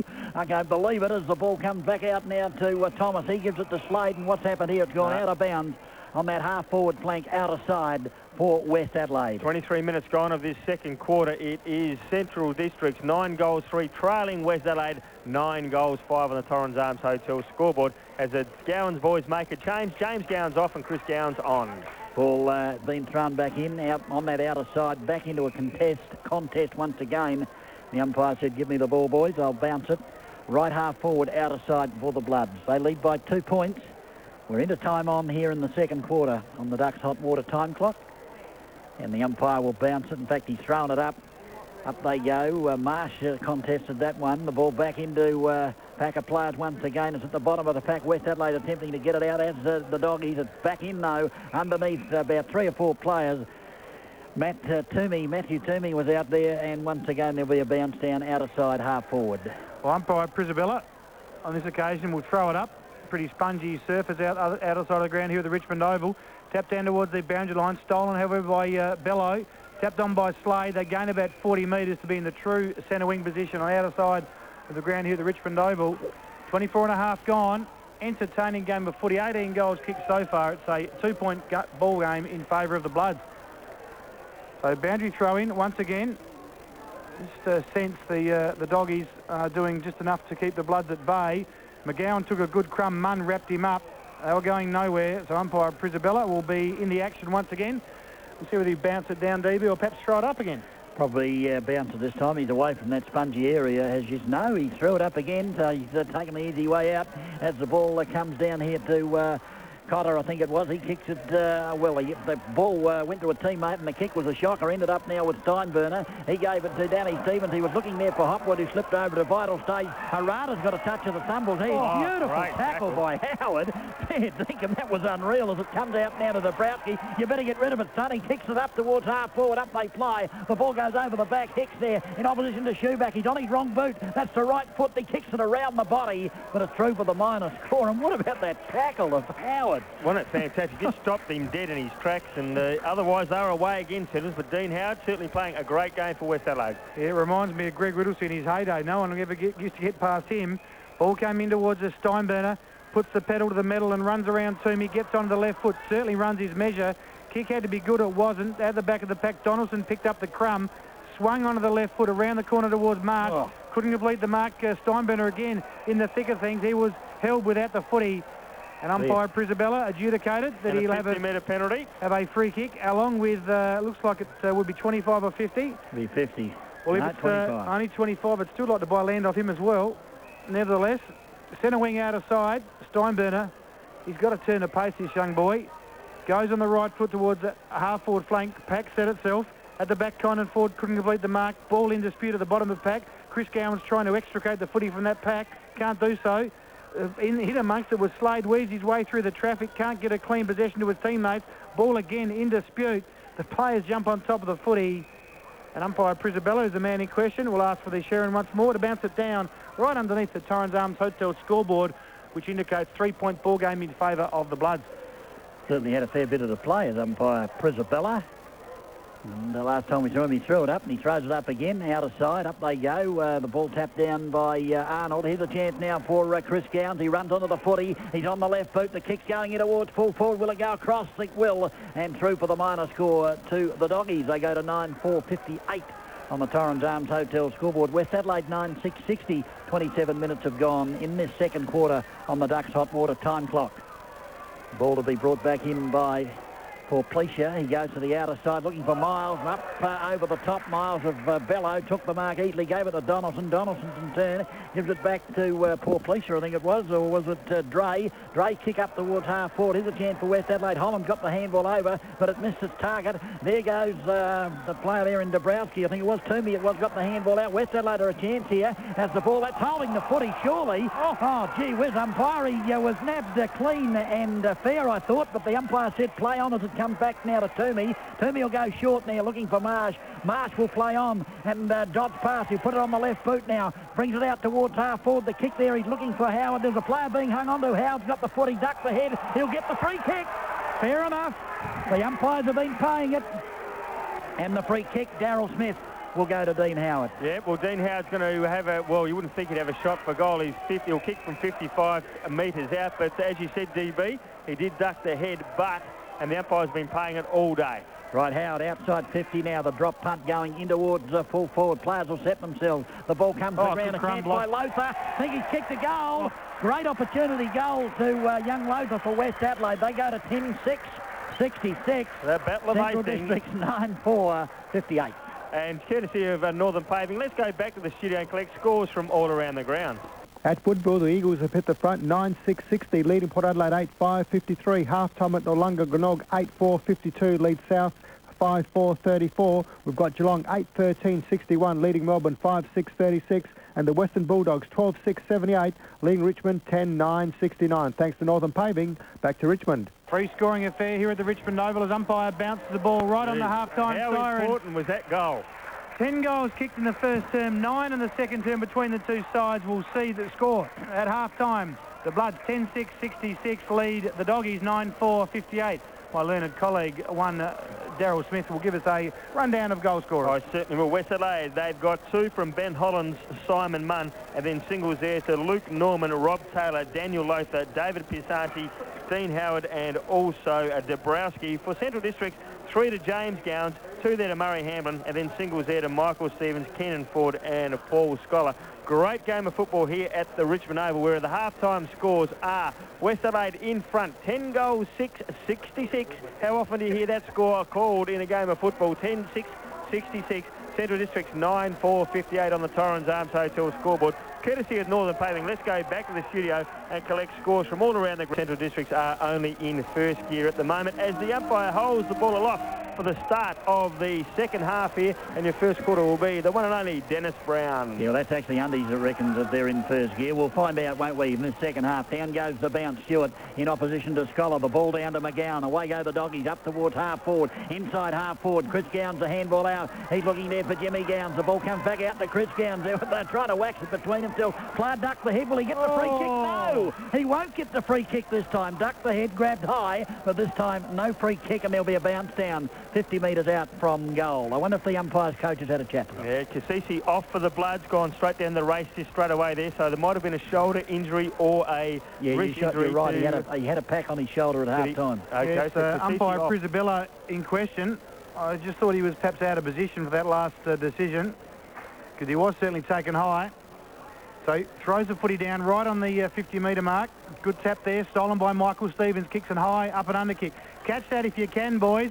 Big fly by Chris Gowans that took a pretty good effort. Dre was at the bottom of the pack, threw the handball out towards Piasante. Hand on it from Healy, enabled the ball to spill free out towards Hamlin, I think. Tackle.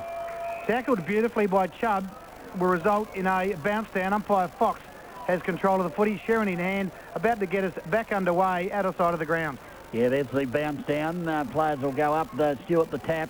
Comes out the back. A chance now for West Adelaide. They've gathered it. Couldn't see who the player was, but he's at the bottom of the pack. And it's Craig Cotter, the former Bulldog. And the umpire said, give me the ball again, boys. In fact, Piasanti it was. As the umpire bounces the footy, up they go. Stewart again, the tap, straight down to the player there in Dre, the high ball, and didn't travel the required distance. The umpire called play on. It's still into a pack of players. It squeezes out the back. A chance now for West Adelaide. A player goes to ground. The kick back towards the centre of the ground. Big Marsh has got the footy, or Big Stewart, I should say. They've tackled him left, right and centre. Dion Miles got the handball down. Gave it to Holland. Holland picks it out the centre wing. The free kick's gone. Be a free kick to Holland after he got rid of that football. He was met high by Chris Gowns. Well, West Adelaide were away. There could have been a play on rule, surely. Yeah. Oh, umpire calls play on. Holland's run down from behind. Lacks the fortune, as they say. Chris Gowns picked up the loose ball, kicked it to the goal face. Keenan Ford working hard there. Chubb goes defensively towards touch. Hasn't found it as yet. Numbers in favour of the Doggies. Hamlin tries to keep it in. Taps it to his favour. And Taylor comes in, picks the footy up, gives it towards Rutten. He's under the pump. Back towards Taylor. Clever chain of handballs. The blood's clear towards the grandstand side. Kick wasn't good. And a free kick will go to James Gowans, and it'll be a 25-metre penalty against young Schuback for spoiling the ball out of bounds intentionally when it was over the line, and good decision. Just wasting time, that's what he was doing. Well, so good decision there by the umpire. By Fox. Yeah, what about the one where Holland's got run down from behind? I didn't agree with that one. Anyway, the ball... He's actually called play on, though. Okay, so the ball there, there's a free kick to West. He's in the back, I would say. No, the things have changed since the first half, and there'll be a bounce down the half-forward grandstand side for the Doggies. So it's amazing how you see one style of umpiring in the first half and immediately in the second half, it's different altogether. Surely you wouldn't think the umpire's coach would talk to them at half-time? Why not? The coaches of the respective teams do, as the ball comes towards centre wing, and Shane Harris is here as it comes out to Arnott. Arnott will go towards the full forward. That's a beautiful kick, and big Keenan Ford out in front, and he can jot this down, boys, for a sausage roll to the Doggies. Well, Keenan Ford will kick from around about 48 metres out, virtually directly in front, and very, very accurate kick is Keenan Ford for goal, and very, very good player. Again, Central District's a great play there from their attacking side of centre, and saw Keenan Ford on the lead and went bang and found him, and not a problem at all. Comes in now, big Keenan Ford.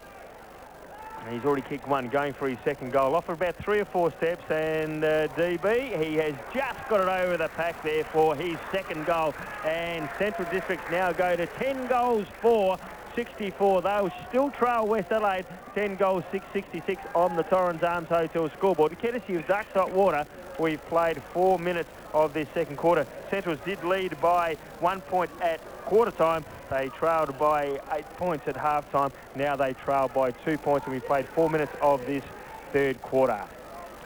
Yes, umpire back in the middle of the ground will get us back underway once again. Big fly by Scullo, straight down towards Hollands. Hasn't he had a day in the sun this afternoon? Up and under kick. Has it travelled the required distance? No way. I didn't think it did myself, but Biscuits Arnott took a mark on his chest. Comes to grandstand side. He's got Chris Gowns run down from behind. Great tackle from young Schuback. And I don't reckon Chris Gowns would have liked that. Nevertheless, he's got a bit of fire in the blood, the young boy, but young Schuback did it beautifully. He's hurt himself too with it looks like a leg injury, an ankle injury. Yeah, perhaps rolled an ankle. He's got Taylor there if he can use him. What are you going to do, son? Get on with it. We're not here for a haircut. Not sure what he's going to do. Goes on that left foot now. Kicks at the middle of the ground. Target out there was Howard. Couldn't complete the mark. Piasanti was in the crumb. Kick now and up and under. Catch that again, boys. Pack sets itself, but Dabrowski's at the front. Can't complete it. Stormer Norman throws a handball out to the running Holland. Right on the 50-metre arc. What's it look like? Good looking kick up the boot. She's home. Good reply to the Bloods. Third goal to Holland. And they hit back 11-6-72. The Bloods lead the Dogs 10-4-64. That's on the Torrens Arms Hotel scoreboard. 5.5 gone. Third term here at the Richmond Oval. That all started here at half-back when Chris Gowns was going down the field with the free running style of play that he does. But a great tackle there from Jacob Schuback. Only playing in his 6th game of football, was able to halt Chris Gowns, turn the ball over, got the free kick, and it came out to Ben Hollands, who's already kicked 2 at about the 50-metre mark, and just went bang to the open goal square, and the ball was good enough to go, and the Shepherd was good enough to allow the ball to go through. Great reply from West Adelaide. Yeah, Luke Norman got the handball out to Hollands. It was a beauty, and the Shepherd from Munn was equally as good as the ball's in the centre into a pack of players, as we've seen so many times. The umpires had given to me again, boys, and we'll bounce it down. Simon Munn was in there, and of course he just shepherded that ball through. Yeah, great play. Hollands kicked as the umpire bounces the footy.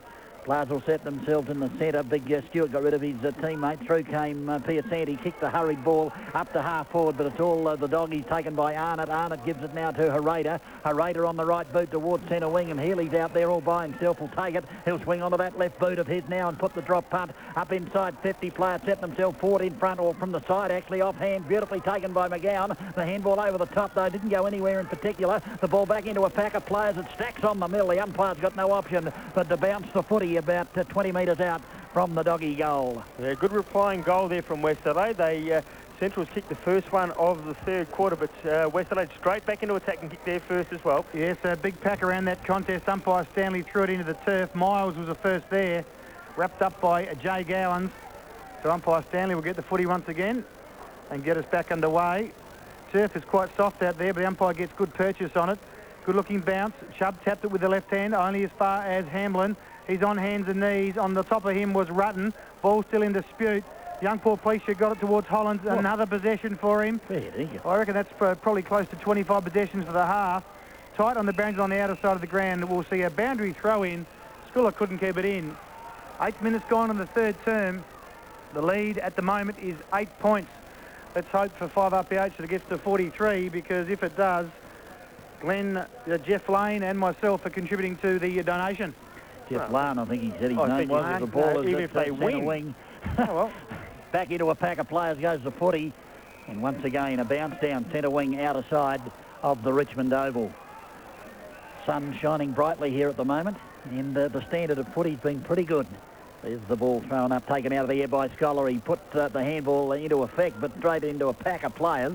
There's a hurried kick by Dre, I think it was, up towards the half-forward flank. One-hander by Steinburner, if you don't mind. Pretty clever stuff out there by Nathan Steinburner. He's got the footy. Going to kick it back to Arnott. Arnott back inside the defensive 50 now. Still out of side, just slightly out of side for the Dogs. They're going to go back from whence the footy came, and that's the centre wing on the outer side. He's picked out Big Scholar. Probably should have hung on to that mark, or may have been allowed, but the ball's been transferred back to Arnott, who kicks the ball up towards half-forward at the back. Big Rutten uses his strength and takes the mark and brings the ball towards Dion Miles. That's a dangerous kick, but Miles was good enough to take the mark as Keenan Ford was streaming out from full forward at 100 miles an hour and contacted Miles, who hung onto the footy, and he'll go back and take the kick. In the defensive 50 for West Adelaide. He's still probably feeling the effects of the body that hit him, and the kick is not a good one. Looking for Chubb. Chubb up, almost took the mark. The ball out towards his teammate there in Howard. The ball forced over the boundary line, and there'll be a boundary throw in left half-forward flank for the Doggies. 10 gone in the third term. 8 points is the margin. Boundary umpire has got the burley in hand. Throws the footy in. Big men set themselves. Stewart couldn't get a full hand on it. At the back to Slade. Stolen by Taylor. Gives it to the running Chubb. Chubb now goes to the outer side of the ground looking for a teammate out there in Cotter. Couldn't complete the mark. Healy was first there. Gave it to Hopwood. Runs through the middle of the ground and goes to the outer side towards the running Swatala. Got a yard on Cotter, the former Dog. Comes inside towards Daniel Stevens. Outside 50. Just shields the sun from his eyes. Beautiful day here at the Richmond Oval. Off one step. Bangs it to the hot spot. The big fellas set themselves. Keenan Ford, 1 bite, 2 bites, couldn't complete it. Crumb there by Dre. Went defensively looking for touch. Will he find it? Tight on the boundary line. Clever play by Michael Stevens, a racehorse. Bangs it to the top of the goal square. 2-on-1 contest in favour of the Bloods, but Ford read it the better and used his body beautifully to take a mark right on the goal line. Be a pretty tough angle from here because the umpire will push him around towards the boundary line. He'll line up and kick. Well, very good off the boot normally. He's already got a couple, so this will be goal number 3. Yeah, it's a great play there. He just edged his West Adelaide opponent underneath the ball, and with his extra height was able to reach over and just take a good strong mark. And he's only from around about 10 metres out, but on a very, very acute angle, kicking at the northern end here of the Richmond Oval. And this will put the Doggies ever so close. He plays on, goes around on the right foot, but has he kicked it? He doesn't miss, as DB keeps saying. Keenan Ford, his third goal. West Adelaide now go to 11 goals 4. They trail West Adelaide 11 goals 6 on the Torrens Arms Hotel scoreboard. Central District's good play there. Undies again by Central Districts. They just harass and hassle the opposition so well, and Keenan Ford was able to push his opposition players underneath the fall of the ball with his extra height and was able to stand there and take a good strong mark. Yeah, he did read it very nicely as we see young Cochrane coming on for Evil Roy Slade. Having a bit of rest on the David Dench. Cochrane got a future. He's got some talent and some poise. And 2-point ball game, DB. Yes, in favour of the Bloods. Stewart straight down to Hollands, but they wrapped him up this time. Breaking away is Arnott for the Doggies. He bangs it up inside 50. The big men will rise for the occasion. Two Westie players go up against one another. Comes down to Danny Stevens. Could be costly. The handball to Bellow. Bellow, little tip pass. It's going to find the target. Ricky McGowan's got it. And he'll line up for goal 20 metres out.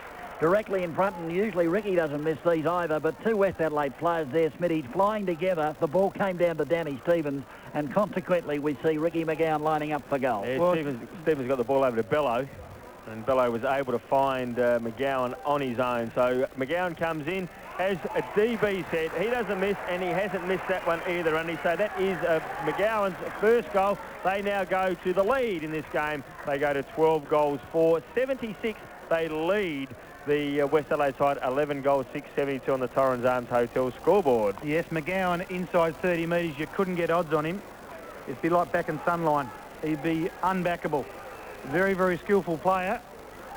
He's in his 32nd year on this earth of ours. Very, very good player. As umpire Prisabella will get us back underway. Ominous signs here at the Richmond Oval. The lead at half-time was 8 points. And now the Doggies are in front by 4. Big fly by Marsh in the middle of the contest. The Doggies again through Healy. Yeah. Starting to get a couple of touches. Awkward bounce for James Gowans, but numbers again. Bello taken high for mine. Umpire Prisabella said, yes, you were. Miles just a bit enthusiastic on that tackle.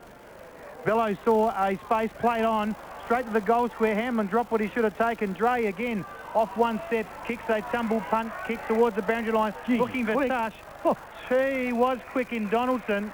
Just had a little turn of pace, put the pedal to the metal, and gained about 4 yards on Keenan Ford. And where he was going, DB, he was going for touch and found it. Yeah, boy, geez, quick that lad. He made up about 5 metres then on his opponent and beat him to the ball as the umpire about to throw it in.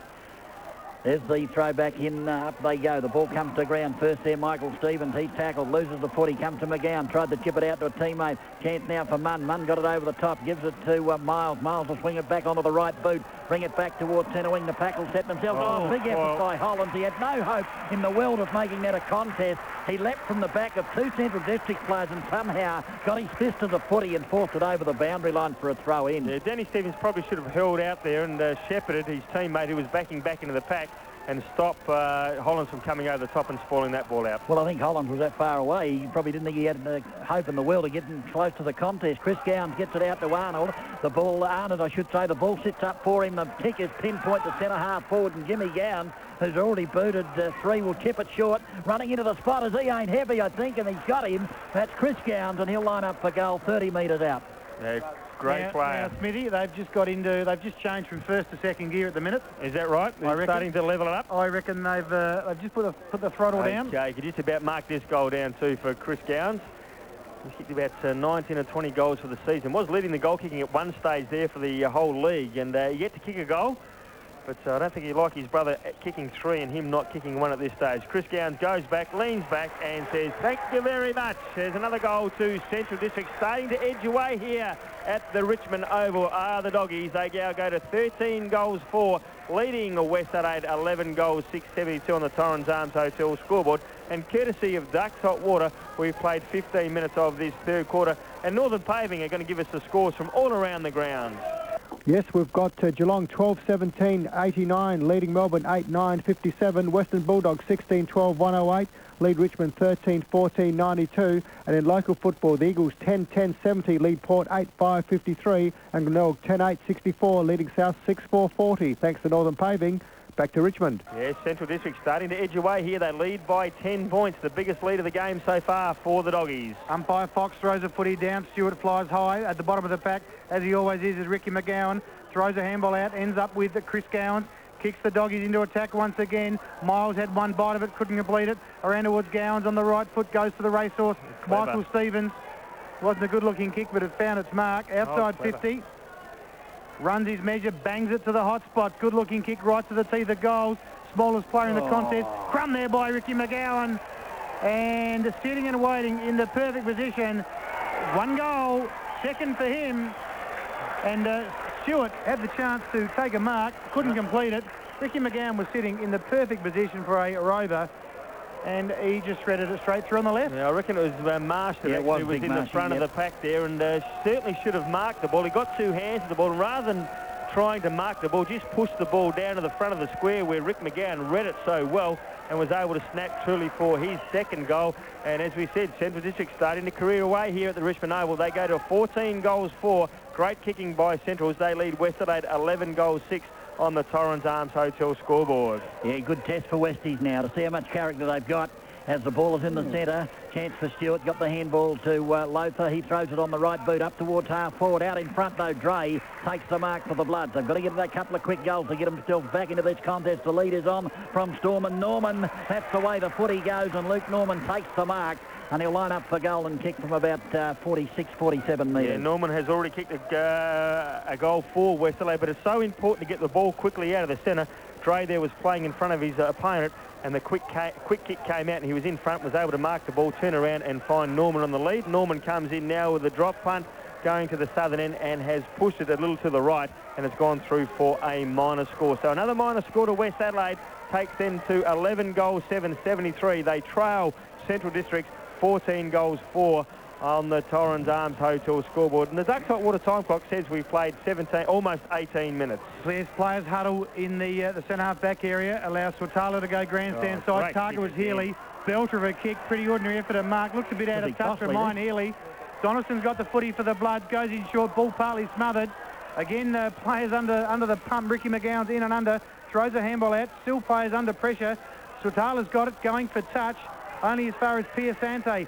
He's steady under the pressure, kicks the ball to the hot spot. Umpire said, you ran out of bounds, young man, and I want to throw the footy in.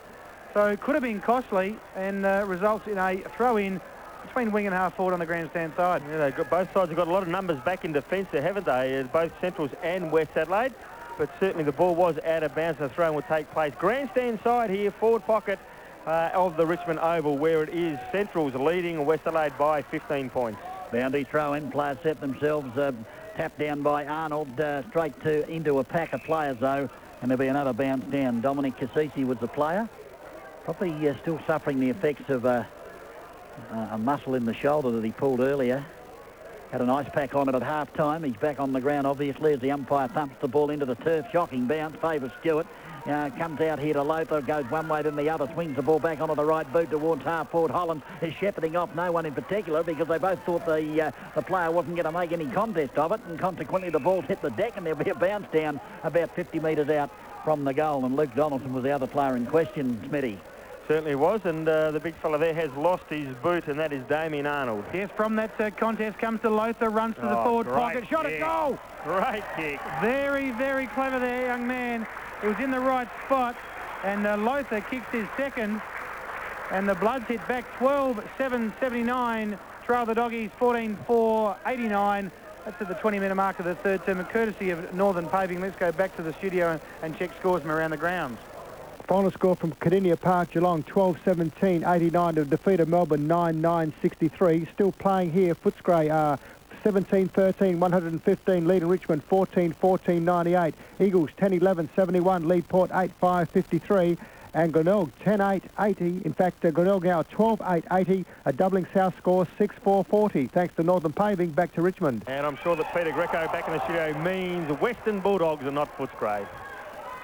Exactly right. I don't know how that wasn't holding the ball against the Doggies, but the Bloods have got it through Cassisi, a left footer up towards half forward. Running with the flight of the ball was Harada. It came down to Hicks. He got it over to Geister. Geister on the left boot here. Will kick the ball out looking for Cochran, and Cochran just backward of centre wing takes the ball, chips it over. Looking now that something's happening back in the game. I'm not sure what happened. One of the Gowan boys has... free kick against Gowans. He dropped Lothar behind the play. Is that right?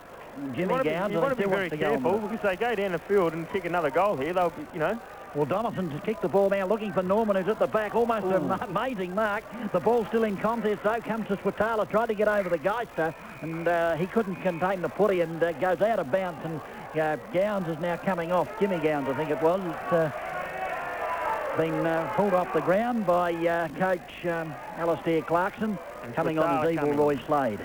Boundary throw in forward pocket. Into time on to the third term. 9-point ball game. From that contest, Stewart took it out of the air, kicked around the corner on the right foot. Dabrowski, one bite, two bites, couldn't complete it. Arnott went for touch and bounced off a teammate. Out towards Arnold, put his teammate under the pump. Back in the 1-2. Measures the kick very cleverly to Danny Stevens. So he didn't panic. Umpire just asked him to steady down. Danny Stevens on his defensive 50, goes to centre wing. Chris Gowans was a target, found him. Swings onto the left foot, bangs the Doggies into attack. Vacant half-forward area. Under the ball was Cochran, couldn't complete the mark. goes back in, follows up nicely. Ball in dispute, bottom of the pack. Umpire Stanley, the less experienced of 3 out here today, will bounce the footy between wing and half forward grandstand side. Another player coming off for West Adelaide. Dre is coming off, and coming back on is Shoeback. Bounce down now. Keenan Ford taps it with the right fist into the vacant area. Cochrane's first there, had to show courage and did. Spills free to Slade. He gave it to the racehorse in Stevens. There's another one. 3 to Stevens, and that was terrific courage showed by young Cochrane in his 7th game of footy. Oh, it was a great play by the Doggies continue on their merry way.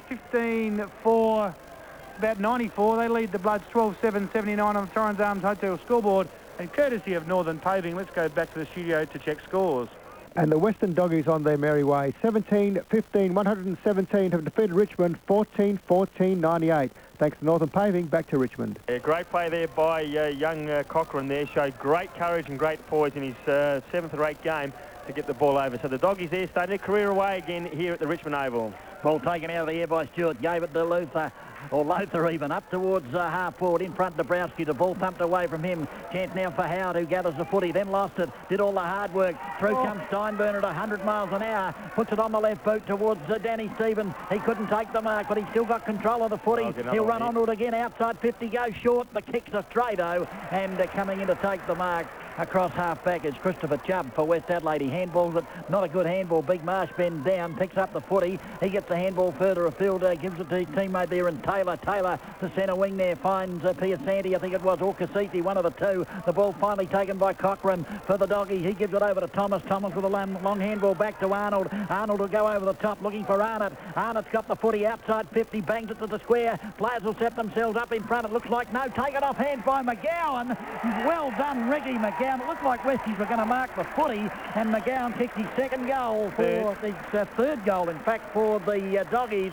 And they really haven't opened up a break now, boys. They go to 16 goals for Westies at 12-7 on the Torrens Arms Hotel scoreboard. Yeah, great play there by Rick McGowan, being in front of the pack when the ball came in, was able to read the ball off the pack so well. Just poise and balance and experience shown there by Rick McGowan, the Deputy Vice Captain, who slotted through his 3rd goal. A very impressive game by the man who started the game on the bench. Yes, he certainly did, Smithy, and he's kicked 3 for the quarter. Just being in the right place at the right time and reading it beautifully. Arnold flies high. Ball still in dispute. Young Thomas got the quick handball out towards Biscuits. Arnold released Bello to run. Got another player in the overlap in Chris Gowans. They are running amok here. The Doggies in the 3rd term, kicks them to the hot spot. Healy at the back of the pack, couldn't complete the mark. Follows it up once again. Under the pump, throws a handball to the goal square. Marsh comes in and knocks it defensively for a rush behind. It was a great play there by Rob Taylor, going with the flight of the ball. We often see players give free kicks away there, but Rob Taylor was able to jump and hit the ball and almost pushed the ball out of bounds. But nevertheless, it did come back to Centrals, who did rush a goal. A point, sorry. Poor Pleasure to rush a goal. Kick the ball out. Well, you can. You can rush a goal, especially if you get it down in about 2 seconds, as the ball is kicked to the outer side. Players will set themselves. One hand went up there from Big Marsh. The ball came to ground, slipping over to vital stage. There was Chubb. He got the handball out to Donaldson. Donaldson now will kick the ball along centre wing. In the leading in the race for the ball as Howard goes one way, then the other. Got a chance to centre the ball and gives the opportunity now to Toomey. Toomey will bang the ball up now into the pocket. Norman out in front, takes the mark, and he'll line up for goal. No, he's got Shoeback loose. No, he's going to go back and have the shot from about, I'd say, 50 metres. Great lead there from Norman, wasn't it, Undies? And the fact that he took the ball overhead with his outstretched hands is great. And he certainly is a very, very attacking player. Very hard skill to do, running flat out the ball and to take the ball in your hands. Yeah, 30 years of age. He's strongly built, lad. Probably right on his range. 50 metres out, comes in, drop punts, and he's kicked the ball certainly the distance, but it hasn't got the accuracy there. So another point to West Adelaide. They now go to 12 goals, 80. They trail Central District 16 goals, 5, 101. That's on the Torrens Arms Hotel scoreboard. Central District's leading by 21 points at the 26-minute mark of this 3rd quarter. Yes, the Doggies use a huddle again, and they allow Steinburner to run. Good kick by Swatala once again. Off he goes, puts the pedal to the metal. Has a bounce, almost run down from behind by Munn. That's a effort just in itself. 2 bites of the cherry by Michael Stevens, another racehorse. Completes the mark. Goes to Chris Gowans, the half-forward flank. On the left, goes to the hot spot. Healy at the back of the pack, got a good position, and he read it the better, and he'll be on the preferred side to kick another goal for the Doggies. Healy hasn't had a great game of footy this afternoon, yet to register a major. but this shouldn't be any problem. No, you wouldn't think. No, free kick for something. It's, the ball's been turned over and Chubb's got the free kick. Don't know what it was for. Goes to the outer side. Piasanti was the target. Guinan Ford got there and just got a hand on it to enable a boundary throw in. Didn't see what it was for myself. Probably a push. But I thought Healy read it beautifully. So did I. Well, we'll never know, boys, unless we ask the umpire. As the boundary umpire about to throw it in, Marsh v Ford. Marsh front position, Ford at the back, and Marsh got a hand to it. Comes to ground, chance now for Lothar. He'll kick the ball around the body, looking for Big Benny Rutten. Rutten races the ball in front of him. He can't pick it up, though. It's like a hot potato. Diving on top of the footy is Ben Hollands. Will this be holding the ball? No, it won't, said the umpire. I'll bounce it. Centre wing outer side of the Richmond Oval. 27 minutes gone of this third quarter, and it is still the Central District side leading by 21 points. We've played 28 minutes, courtesy of the Ducks hot water time clock. Yeah, down goes the bounce, tapped there by Stewart, only as far as a doggy who round the body goes the left boot up towards Jimmy Gowan, straight through his hand. Here's a chance though for Big Marsh to take the ball, brings it out to Lothar. He certainly had a few touches too this afternoon, second probably behind his teammate in Benny Hollands as West Adelaide's best, and Lothar now chips the ball, looking for Norman, who's got the right on his opponent but couldn't take the mark. Arnott gathered the ball, gave it to Geister, away come the doggies again with a left boot by Geister, up towards half forward, up they fly. Miles was up there as well. The ball in front of the young Cochrane, who gets the handball out, and there's Steinburner, or was it Thomas? Thomas it was to Ford, unchecked. Keenan Ford, he'll kick from about 48. The kick's on its way. It's going to go across the face, in fact, out of bounds from the full of the minor score. The minor score recorded for the doggies. They go to 16 goals 6. That's 102. The West Adelaide 12-8-80 on the Torrens Arms Hotel scoreboard. James Gowan's in a bit of strife, middle of the ground. I think he got one of the orchestras. Just winded him. As Paul Pleasure will bring the footy in. Elects to go grandstand side. Target was Chubb. Flew at the ball. Slade did it pretty well to obscure that mark. Go towards Danny Stevens. On that left foot. Kicks at the hot spot. Perfect position. No one can complete the mark at the front of the pack. James Gowans, he came up beautifully towards Rick McGowan. The biscuits aren't it. Goal. Yeah, yes, they are very cool under the pump and very clinical in their approach to the footy. 17-6, 118. That's the doggies lead the Bloods 12-8-80 on the Torrens Arms Hotel scoreboard. 29.5 gone on the Ducks at water time clock, and courtesy of Northern Paving. Let's check scores from around the grounds. Three-quarter time in local football. Glenelg 12-9-81 lead South 8-4-52, and the Eagles 11-11-77 lead Port 8-6-54 three-quarter time. Final AFL scores: Geelong 12-17-79 defeated Melbourne 9-9-63, and the Western Bulldogs 17-15-117 defeated Richmond 14-14-98. Thanks to Northern Paving. Back to Richmond. Yeah, ball out of the centre through Lothar for West Adelaide, up to half forward, but backing back with the flight of the ball. Watala takes a good strong mark. He'll chip it to centre wing. Jimmy Gowans is there for the Doggers. Will throw it on the left boot. Oh, there's he kind of met him after he got rid of the footy, and the umpire allowed it to go on. And the kick now from Cochrane will go to half forward. Players will set themselves up. They go. Hamlin was there. The ball thumped down. A chance for West Adelaide. Gathered in by Taylor. Or was it Paul Pleasure? Paul Pleasure it was, but his kick went straight down the throat of Steinburner. He in turn gives it to Swatala. Swatala kicks the ball up to half forward as the siren goes to end the third quarter here at Richmond Oval. The Doggies lead 17-6, 108. West Adelaide 12-8, 80. Goal scorers for Central Districts there. We've got 3 to Michael Stevens, 3 also to Keenan Ford and Rick McGowan and James Gowan.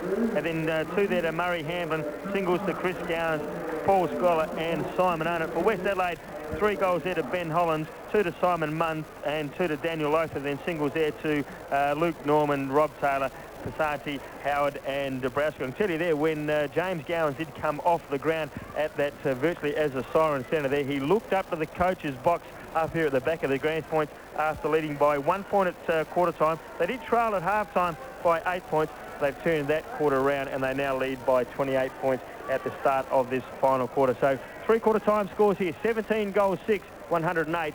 West Adelaide 12 goals 8, 80. As the umpire holds the ball off at the start of the last quarter, and your first commentator will be Andrew Underwood. Yes, take a breath, Smithy, and we'll get things underway. Schuller takes that out at mid-contest, and Toomey comes in to try to pinch the footy. He was wrapped up immediately by Gowans, a J variety. So umpire Stanley has got the footy again, throws it down. Pack set itself, a big tap by Stewart out towards the centre wing outer side. Cotter overruns the footy. Toe poke there by James Gowans. It comes towards Piasante. Ball was partly smothered. Got the ball out towards big Benny Rutten. He's going to be a big lad when he grows up. Doggies away through Evil Roy Slade. Kick into attack. Kick was awry, straight down the billy goat of Chris Chubb. I tell you what, he's played a good game. Admirably for the Bloods. He's played a good game for West Adelaide today, Chubb. He's always leading first to the ball, plays hard and runs hard at the ball. Good player. He decides to go to the outer side. At the back was Rutten. Couldn't take them out. West Adelaide player hung on to momentarily. Comes down to Cochrane or to Michael Stevens. Stevens, Big Marsh went up 100 miles an hour, cleaned the pack up. Consequently, the ball out to McGowan, who chips around the body, and he's missed to the right-hand side. Again, in the right spot they do, was Rick McGowan at the front of the pack when the ball did come round, received the handball, but just rushed his kick a little bit. Well, Big Marsh went up, and fair ding, it was like watching 10-pin bowling. The skittles went everywhere. Yep. The ball came down. There were 3 or 4 doggies, and one of those McGowan, and he missed the opportunity. Sun's gone here at the Richmond Oval, so it's getting a bit darker. Hollands took the ball into Rutten. Had to play on, goes towards the outer side. Targeted there was Chubb, used his body nicely but couldn't complete the mark. The pace was in favour of Bello. Toe poked it towards the boundary line, looking for touch and finding it. 2-on-1 contest, and he was the one who thought, well, look at this for a joke. I'm going to go to touch, and found it. Boundary thrown between wing and a half forward. Outer side of the ground, 2 gone, final term. Doggies all in control here at the Richmond Oval.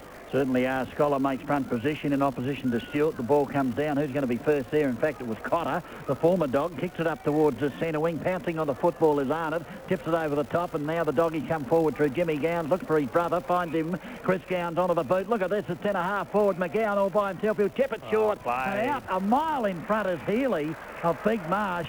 And beautiful use of the football by the dog, starting with the Gowans boys. And Healy will line up for goal. Yet to kick a sausage roll. And he's had a couple of shots, and he certainly got the opportunity here to kick his first. Well, the 3 Macs there shedded around, didn't they? McGowan, Gowans and Gowans I'm talking about, and it ended up with Healy. And Healy's coming back and lines up, and this time he certainly has kicked his first goal. But Jimmy Gowans, Chris Gowans and McGowan, fantastic play there by those 3 players. Just great skills from Central District. They share the ball around so well, and there Healy was on the lead, got over to Rick McGowan. Rick McGowan turned around and went bang, saw the lead, honoured the lead, and his captain didn't let him down, kicking his first goal, and Central's 18th. They now go to 18-7, 115, leading West Adelaide 12-8, 80. And what Smitty meant to say was the 3 Gowans were capped off by Mac. That's correct. Yes, well, we'll just run through that after the game, nevertheless. I'm confused. Well, you confused everybody, Smithy, let alone yourself. Ball at the bottom of the pack. Holland's working well there. Toe poked it out towards Piasante. In fact, it's Cotter. Cotter kicks him into attack. That's the Bloods. Target up there was Storm Norman. He stormed out, had a crack at the contest, couldn't complete the mark. Another player trying to storm through the pack was Howard. Taken high for mine, umpire. Give him a kick, for goodness sake. Stuck his hand up and said, I want a kick. Umpire Stanley said, OK. No worries, Dean. You can have a kick outside 50. See if you can slot one through, son. He's not a bad kick of the ball as Dean Howard. As we know, he's already kicked a goal thus far. But he's going to kick to the top of the goal square. Oh, what an absolute shocking kick off the boot. I tell you what, you give a guy a rap, and what does he do? Kicks it out of bounds on the full with a real finger breaker. Yes, well, he off one step. Oh, he wasn't balanced at all. And off the side of the boot it came. Well, a couple of West supporters leaving already. Yes, the racehorse brings the footy in. Goes towards Gowans. And that's not Matt Gowans, that's just a Gowans. He goes on by the right foot towards Hopwood. Couldn't complete the mark. Good spoil by Miles. We'll see another boundary thrown between wing and half forward, outer side of the ground. Game slowing down here at the Richmond Oval. 4 gone in the final term. It's a 35-point ball game in favour of the Doggies. Yes, and starting to get a bit Sue Stark here. Very hard to see on that outer side as the ball is in front of Scholar. He taps it down. Chance now for West Adelaide. I think it was Toomey who put his head down. He lost the footy. Chance now for coming through there was Hopwood. The ball still in contest as it flips out the back to half back. The handball came from Donaldson up towards centre half forward. Goes the footy. The ball thumped down once again. Opportunity for West Adelaide here as Cassisi's got it. He'll chip it out to the lead of Piasante, and Piasante takes the mark. And what's happening here? The umpire, I'm not sure what's going on here. He took the mark, and I thought the ball must have been touched. They just wanted to go on with it, and well, gee whiz, I wonder why there wasn't a 25-metre penalty Paul Thomas there. dragged Pessanti down, and you would have thought that a free kick or the 15-metre or 25-metre penalty would have prevailed, but the umpire said no. Anyway, Piersanti has got the ball. He will kick from 48 metres out, virtually directly in front, kicking to the northern end. Comes in, drop punts on its way. Looks pretty good off the boot. Will it make the best distance? No, it won't. It was touched right on the line. No, it's play on. No, the umpire is going to signal it is a goal. Correct, good decision there, and well done. His second goal. Good spotting there, DB. Donny Capito, the goal umpire, said that is a goal. So West Adelaide, well, they get another goal back, 13 goals 8. Now, they still trail Central Districts 18 goals 7 on the Torrens Arms Hotel scoreboard. Courtesy of Northern Paving, let's go back to the studio and collect scores from all around the ground. The Eagles 11-11-77 lead Port 9-7-61, and Glenelg 13-10-88 lead South 10-6-66 thanks to Northern Paving. Back to Richmond. Yes, back here at the Richmond Oval. Ticked over the 6-minute mark of the final term as the umpire gets us underway. No one can get a clear possession for that contest. Spills free to Chris Gowns. He managed to squeeze the ball into the centre half forward area. Miles went straight through his fingers. At the back, Paul Pleasure was working well. Miles goes back in to try to mend his error. Gets the footy, measures it beautifully to Dean Howard. He's on centre wing of the grandstand side of the Richmond Oval. Measures the kick nicely towards Cassisi. Must be a free kick against Steinberner. Tell you what, he's hurt this boy. And young Steinberner, I think he just indicated to umpire Prisabella his disappointment, and umpire Prisabella said, well, you can't talk to me, son. A 25-metre penalty.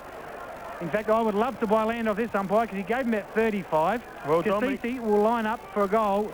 He will let go from right on 50, which will be pretty much on his range. Yeah, certainly will be, and he's been a good player. Great skills as Dominic Cassisi, but he has got an injured shoulder.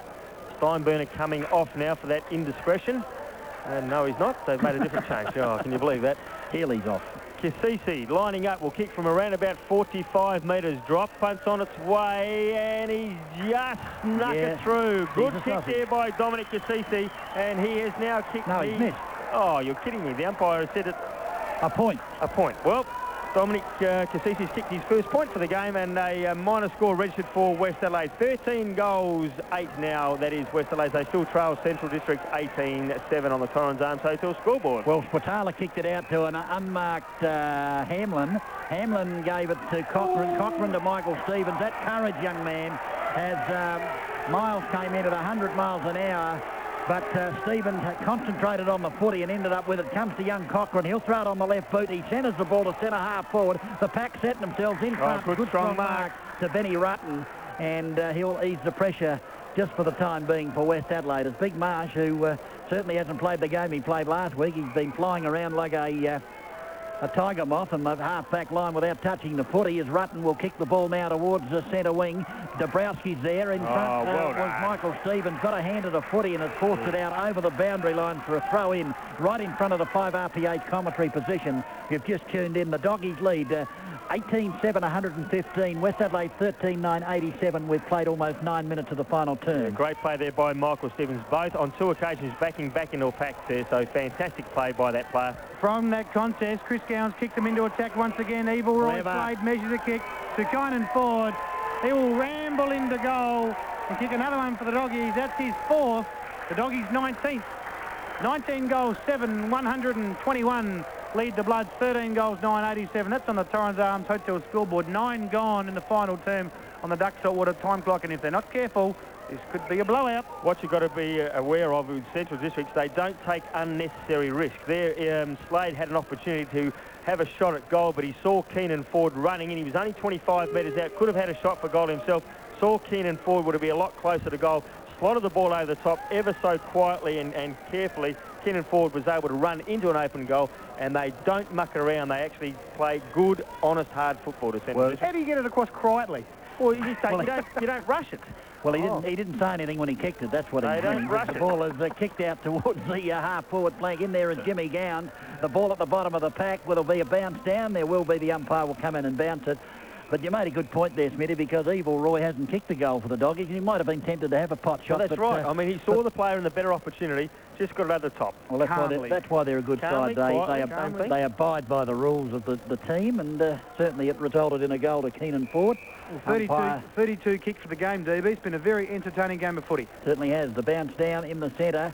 Players will set themselves, Scholar and Stewart. They had a great battle, those two big fellas. The ball came down to Arnott, threw it out to Chris Gowns. He thought about a handball, but the ball was taken off him just as he thought about it. Back into a pack of players. And there'll be another bounce down. I think it's Evil Roy's at the bottom of the pack, is it not, Undies, with your 1040s there? And the umpire said, give me the ball back again, boys. I want to bounce it in the centre square, actually towards the doggy end. They're kicking to the southern end of the Richmond Oval. Down goes the bounce. Scholar was in front, got the tap down. Who's going to be there first? Holland. He's probably dropped out of the game somewhat. Michael Stevens hits the ball to half forward, and Christopher Chubb again takes the mark. Plays on with a left-handed handball up towards Cotter. He dropped the mark. And, well, in fact, he had it in one hand and dropped it. There's a chance now for Chris Gowns. He handballs underneath. The picked up now by Taylor for West Adelaide. He'll go over the top again. They've gone handball mad. Comes to Donaldson. Donaldson now will kick it to centre wing. That's a good kick because he found Dean Howard centre wing out of side. Yes, Dean Howard plays on quickly towards Lothar. Lothar now on the right foot to the forward pocket. Target was Dabrowski. Oh, good mark. And reading it the better was Steinburner. Thought it was a mark for mine. So did he. Umpire said, no way, son, play on. They do just that, and through a chain of handballs, Swatala's got the footy. Outer side of the ground, goes towards the centre wing area, but the kick was awry, and James Gowns was a target. Boundary line found it first, and Big Ben Marsh, who, as DB called quite correctly, has been much quieter than his best on-ground performance some 7 days ago. Yeah, and I think that's been a problem with Benny Marsh, hasn't it? His consistency as the ball goes up to half forward at the back. There was a doggy there, couldn't mark it. May have been Hopwood. The ball at the bottom of the pack. The handball comes out from one of the Gowns. Got no idea which one that is, but the ball has ended up there with Hicks. He kicks it towards centre wing, taken by Bello. Bello towards Michael Stevens. Tell you what, he reckon he hasn't picked up in the second half. He's had a few touches. He's had a bounce in the centre, then throws it on the right boot towards the full forward players. Set themselves over the back. Chance here for Danny Stevens into the open goal. And another sausage roll on the board for the Doggies. First goal to Danny Stevens as the Doggies go to 20 goals 7. Great kicking under the circumstances. That's 112. Westie to 13-9-87. Yeah, it's been a feature of Central Districts, haven't they, how they share the goal kicking around. As we saw last week, they kicked 36 goals for the game, and their highest goal scorer was 4, the same as applying thus today. They've kicked 20 so far, and their leading goal scorer is Keenan Ford with 4. They've got a couple of players who've kicked 3. Great team play by Central Districts there. Saw the ball come over the back to Danny Stevens, and Danny Stevens was able to kick truly for his first goal and Central's 20th. Yes, good work, Smithy, because he becomes their 10th individual goal scorer, so they certainly are sharing it around from that contest. Matty Toomey's got the footy, been rarely sighted this afternoon for the Bloods, kicks them into attack nevertheless. Dabrowski had its ball spoiled. Lothar was sitting and waiting, couldn't complete the crumb. Damien Hicks wrapped him up like a leftover Sunday roast. Wouldn't mind a roast tomorrow afternoon if my wife's listening. Perhaps you could whack one on, Larning. Get one out of the freezer and get one going, because umpire Fox has got the footy outside 50. Obviously you like it well done. It'll be Otto's slow roasters. James Gowns has got the footy. He goes defensively towards the outer side of the ground towards Cochrane. I like this young lad. Got plenty of ability and plenty of a big future. Comes inside Cotter. Evades him far too easily. And on his non-preferred side, that's the right. Goes towards Danny Stevens and found him pinpoint perfect. Umpire just asking the players to calm down. Chubb was being a bit ambitious. Danny Stevens says, well, why are you doing that, son? I'll play on. Bangs it to the hot spot. And he said, well, I saw an opportunity to sneak through, so I'm going to kick 2 inside 2 minutes. 21-7, 134 rather. That's the Doggies. They lead the Bloods 13-9-87. It is becoming a blowout here at the Richmond Oval. Certainly is becoming a blowout, but as you said, young Cochrane on the outer side of the ground too easily got past his opponent there and was able to give the ball to Stevens. Stevens ruled around. Everybody was standing there, and he saw the opportunity to play on, did that, and went back and kicked his second goal. And Central Districts now careering away with this game at the Richmond Oval. 21 goals 7, 133. They lead West Adelaide 13-9 on the Torrens Arms Hotel scoreboard. And the Ducks hot water time clock says we played 15 minutes of this final quarter. Yeah, they never stop the Doggies, do they? They just keep running. They're a very fit side. There's no doubt about that. As the ball is still in the centre of the ground, players are going in hard to try and get the ball out. Finally, the umpires had given to me, fellas, and I'll bounce it again. See if we can't get started a second time. So it's been all the Doggies in the second half, as Undies kept saying. It was only a matter of time before they slipped out of first gear. They went straight through second and into top, and consequently 21-7, 133. Westie's 13-9-87. Down goes the bounce. Stewart's got it down to Lothar. Lothar couldn't grab it. Finally came to Arnold. Arnold to Bello. Did a bit of fancy work. Gave it over to Steinburner. Away they go again. Steinburner now looking for the lead of Danny. Stevens is in front. Couldn't take the mark. Chubb's there. The rebound comes to him. Then the left foot from Chubb's a shocker. He's picked out a couple of Doggies and biscuits, aren't it? diving, takes a slips catch that Mark Waugh would have been proud of, and he's got the ball and delivers it to the centre of the ground. This time he's found Hamlin. Hamlin will chip it over, gives it to Swatala. Back it comes to Arnott, where it started from. Now he gives it to Steinburner. It's by himself. Steinburner now tops, props, then comes back onto that right boot, uses his pace. He's going to have a shot, Steinburner, and it's an absolute Barry Crocker away to the right-hand side, and he's put it out of bounds on the John Bull. Yeah, he certainly used his pace very well, but the skill action there on the run let him down. He did kick the ball out of bounds on the full. Yeah, pretty good, difficult task. Be running at top pace, kick a goal from a tight angle. Saw you do it once or twice, Smithy, nevertheless, as the ball's brought in from defensively right to the 50-metre up. Big fly by Howard. Great mark. Had the perfect sit. Hasn't done a great deal this afternoon, but that's mark of the day. Oh, he looks down ground, nothing on option, so he just goes a tumble punt forward. The free kick against Piasante will go to Swatala. Just circle work here for the Doggies in the last quarter and a half. The Bloods have only managed 3 goals, 3 since half-time. Out towards centre wing. Biscuits on it, gives it to Hopwood down from half-back. Goes inside, plenty of time and space. Young Evil Roy Slade can have a picnic. He elects to run instead. Goes to the goal face. Oh, well played, Chubb. In fact, it was Danny Stevens who couldn't complete the mark. Chubb kicked it away only as far as look at this. young Paul Thomas. Back towards James Gowans, rather. Wasn't sure it was Chris or James. Pretty hard to pick them apart given they're twins. James on that occasion went, thank you very much. 4 for him. 22 for the Doggies. 22-7, 139. Giving the Bloods a bit of a touch-up in this last half. 13-9, 87, 17 gone the final term, Darryl Smith. Yeah, they just do it so well, don't they? We keep reiterating what we've been saying, but that half-back here, we just share the ball around. They wait until they see someone in the clear. They do that so well. And then again, Slade again got within about 48 metres. Didn't have a shot at goal. Kicked the ball over the back to the leading player. It came down. Picked up by Jimmy Gowans, who's hit his 4th goal for the match. As we keep saying, they share the ball around, and they have 10 goal scorers thus far for this game. Well, since half-time, when the Bloods led by 8 points, the Doggies have kicked 13, the Bloods have kicked 2. That's been the tale. As the ball's in the centre, kicked out towards the centre wing. Who's going to be first there? Bello. He's picked up the footy, handballs it back to Steinburner. Steinburner will chip the ball short. He's looking there for Chris Gowans, finds him as easy as you like. And Chris Gowans now outside 50, looking for movement, nothing forthcoming, so he bangs it up high. That's a poor kick by Chris Gowans and puts it straight down the throat of Dean Miles. And Miles now across the half wall, almost the full back line, will ease the pressure. Go to the outer side, the kick's on, and the lead's on from Cotter. And Cotter takes the mark. Half-back, outer side for West Adelaide. You don't often see that from Centrals, wasting the ball like that. Chris Gowans then just kicked to a virtually standing on his own Dion Miles there. As Cotter now on the outer side, let's slow with a drop punt along centre wing. There's any number of players up, and the ball comes to ground. A chance now to taken around the body by Taylor. Taylor now towards half forward, 2-on-1 there favouring the Doggies, but the young man did it well. That was Donaldson, was it? He got the ball in the bottom of the pack. It's 3 against 1 now. Intercepting, though, was Pesant. He gave it over there, gives it to Hollands. Hollands will go bang from about 25, 30 metres out. That's his 4th goal, young Hollands. Certainly been Westie's best player.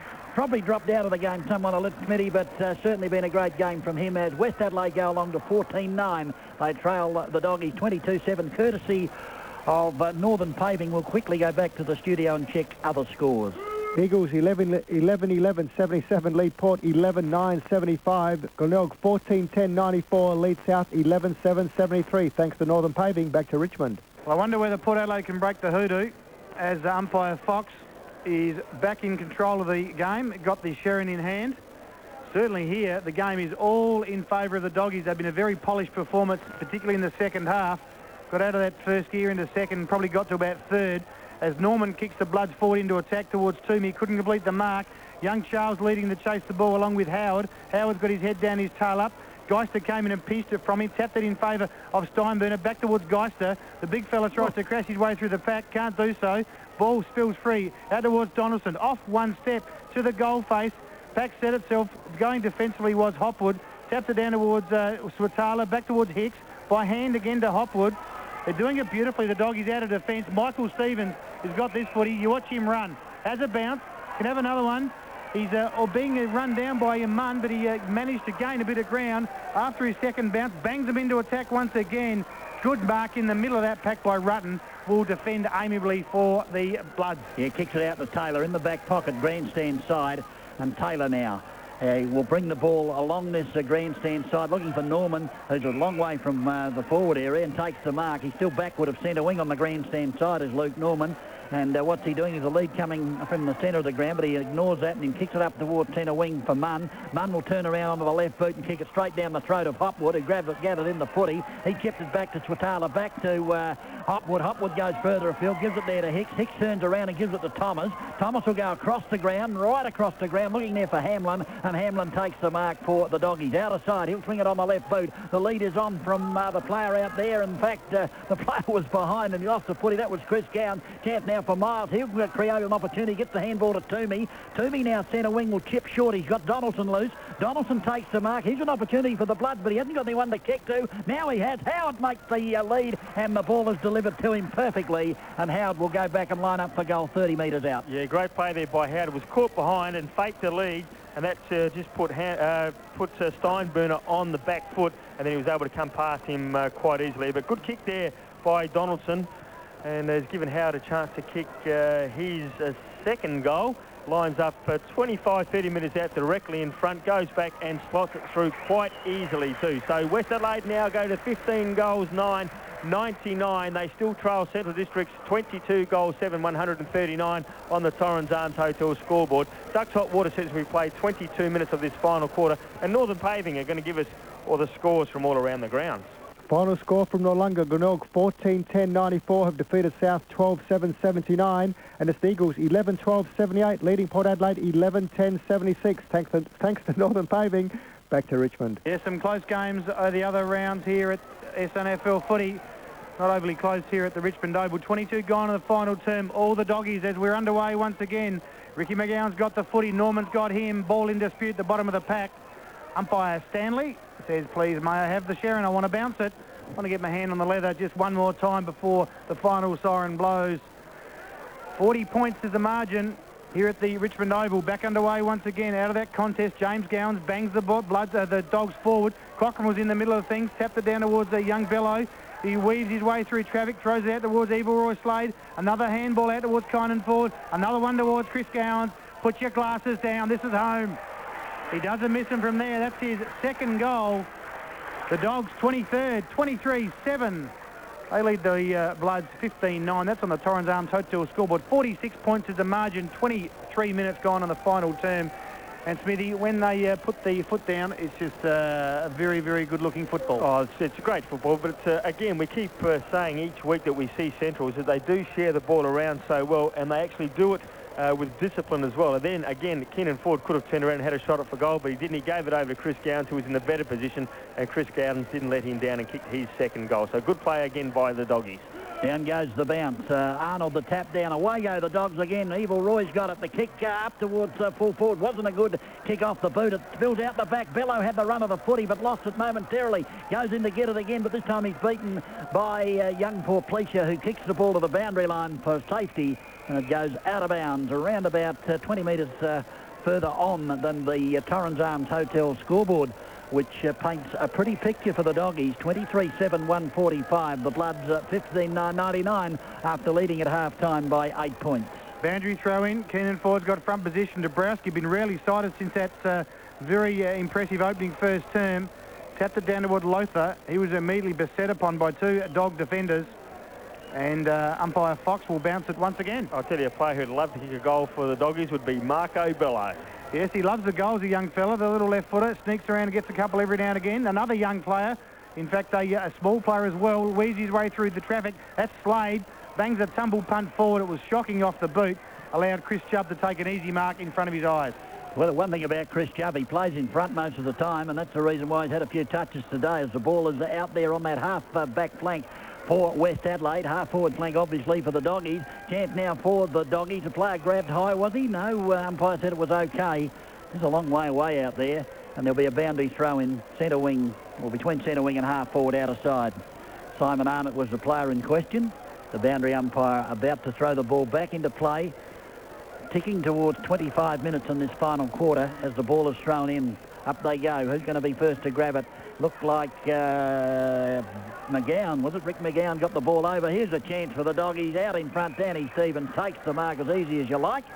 He's going to line up for goal and kick from about 48 metres. He's already kicked 2 sausage rolls. Yeah, he kicked 2 in this quarter, hasn't he, Danny Stevens? And we'll go back and we'll kick from around about 48 metres on a slight angle going to the southern end. And will this be another goal to Stevens? His kick's on its way. Looks pretty good. The old goal umpire says, that'll do me. And the supporters are waving the flags again. So Central Districts now have kicked their 24th. And Danny Stevens has kicked his third. 24 goals, 7. They lead West Adelaide 15 goals, 9 on the Torrens Arms Hotel scoreboard. And courtesy of Northern Paving, let's go back this year and get scores from all around the grounds. It's happened again, fellas. The Eagles, 11-13-79, have defeated Port Adelaide 11-10-76, and repeating Glenelg 14-10-94, defeated South 12-7-79. Thanks to Northern Paving. Back to Richmond. Yeah, the cheers went up there too, didn't they? Yes, bad luck to Peter Greco. Nevertheless, we're back here. 39 goals kicked for this afternoon.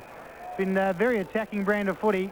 Much better to watch a game like this than a game which dominated by flooding. Bounce down occurred. They were going nowhere. Ricky McGowan, where he normally is at the bottom of the pack, gets up, hands the footy back to umpire Stanley, who'll bounce it once again. Marsh in the ruck contest against big Damien Arnold. Arnold taps it down with the left hand in the running favour of the runner in Evil, Roy Slade. That's a better looking kick on the left to the hot spot. Fighting Arata couldn't complete it at the back of the pack. Dabrowski had it. Ball smothered by 3 doggy players. They're fighting them over themselves. Cochrane threw a quick handball to Danny Stevens. Over towards Chris Gowans. Off one step. He goes, thank you very much for that. It's a picnic here. Circle work for the doggies. And that's the 3rd goal for Chris Gowans. They just continue on their merry way. That's the 24th goal for the Dogs. 24-7 lead the Bloods 15-9, Smithy, and it's all happening at the 27-minute mark of the final term. It certainly is, and as we keep saying, it's so important to get the ball around the centre. Centrals did that there, but Chris Gowans did have young Marco Bello over the top. Could have used him, but decided not to, and went back and kicked his 3rd goal. And I dare say Marco Bello saw the opportunity there. He might have kicked the goal there, DB. Oh, that was far too easy for the doggies. They had 3 players there. They could have raffled the footy. Umpire has the share and bounces it. The tap down, intercepted this time by Norman for West Adelaide. Gives it out to Cotter. Cotter has a bounce. He's still outside 50. Will put it towards the full forward. Players will set themselves going the same way as the footy was the player there in Hopwood, and consequently the doggies will come away through Geist to the handball over the top. Finds Thomas. Thomas onto the right boot towards centre wing. Big Arnold there. Had the height advantage over Toomey. The ball spills loose. Comes to Lothar. Lothar trying to get away. Does so. Handballs it back inboard to Paul Pleasure on the left boot. He goes a couple of Westie players. Big March has got it. The handball's on to Norman. Norman now will bang it out to the lead there of Holland, who's out in front of his opponent. Couldn't take the mark though. The pressure by the doggies was terrific. It comes down now to McGowan. He'll tip it back. Comes to Geister. Geister now will get it over, will he? Yes, he will. He'll get it over to Swatala. Swatala now in the back pocket. Grandstand side. Had the luxury of a bounce. Then kicks the ball to half back. In the van, it's Hopwood. Takes the mark. In fact, it's Evil Roy Slay. He'll tip it over to Steinburner, who's just lost the ball momentarily. Then gives it back to Slade. It's still at centre wing. He'll tip it along looking for Bello. Bello's got the foot. He will run inside. Takes the bounce now. What's he going to do with it? The left boot's on its way. It's not a good kick off the boot. Players set themselves over the back. Almost a good mark there to Hamlin. He can't pick up the footy. Turns around. Goes bang at Danny Stevens. He's trying to kick another sausage roll in the last quarter and he can't. Sprays away to the right-hand side. Out of bounds. Right full forward pocket. 29 gone in the final term. 40 goals kicked this afternoon in the first day of winter. Boundary throw-in 3 metres around from the point post. Good build-up. They're certainly knocking up possessions, the doggies, in this final half. They've been very dominant. Danny Stevens got it from the contest. Gave it towards Paul Thomas. Catch that if she can. She cries. Big fly by the 3 or 4 doggies players. The ball spills free to young Paul Pleasure. Kicked defensively out only as far as Rick McGowan. Measures the kick beautifully towards Michael Stevens. And from 40 metres, he'll line up for his 4th goal. See, they do the discipline thing, don't they, Central Districts? If they can't mark the ball, they bring the ball down. And then there was an opportunity where Michael Stevens was in the space and received the ball from his teammate. So Michael Stevens will go back and line up from 45 metres, 48 metres out directly in front. We'll take a big kick from him, but he certainly is a very good kick. He's already kicked 3 goals. Tell you what about the run-up? Wes Hall didn't take that longer run-up. Certainly is. He's going to kick right on from 48. The drop punt is on its way. Looks like it's good off the beat. Another goal to Michael Stevens. Another goal to Central District. They now go to 26 goals, 7, 163. Absolutely walking away this game here at the Richmond Oval.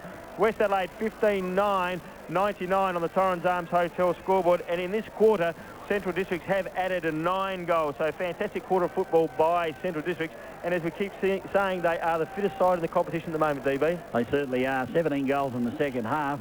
Terrific effort. And they're running as hard now, probably harder now than they did in the first quarter. Down goes the bounce. The ball taken out of the centre by Marsh. He runs away, not too sure what he's going to do with it, then decides to handball it to Norman. Norman will throw it on the right boot, up towards the full forward. Up they fly, almost a good mark to Geister, couldn't hang on to it. The ball spills loose, a chance now for Cassisi as the siren goes. Cassisi dragged to the ground after the siren had sounded, but a very comprehensive victory to the Doggies. 26 goals, 7, 163. West Adelaide 15-9, 99, and Max Smart wouldn't be happy with that. No question of that.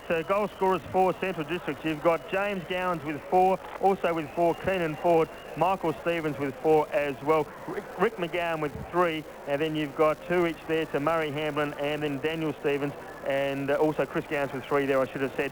Paul Scholar with 1, and then also Simon Arner with 1, and Murray Hamblin with 2 there. From West Adelaide's point of view, Ben Hollins with 4, and then 2 there to Simon Munn and also Daniel Lothar, Luke Norman, Rob Taylor, and then also Pisanti, Howard and Dabrowski, all with singles there. So the final score here at the Richmond Oval, it is Central Districts 26 goals, 7, 163, defeating West Adelaide 15 goals, 9, 99 on the Torrens Arms Hotel scoreboard. Well, best players, you can just about name the whole side from Central District. They're outstanding.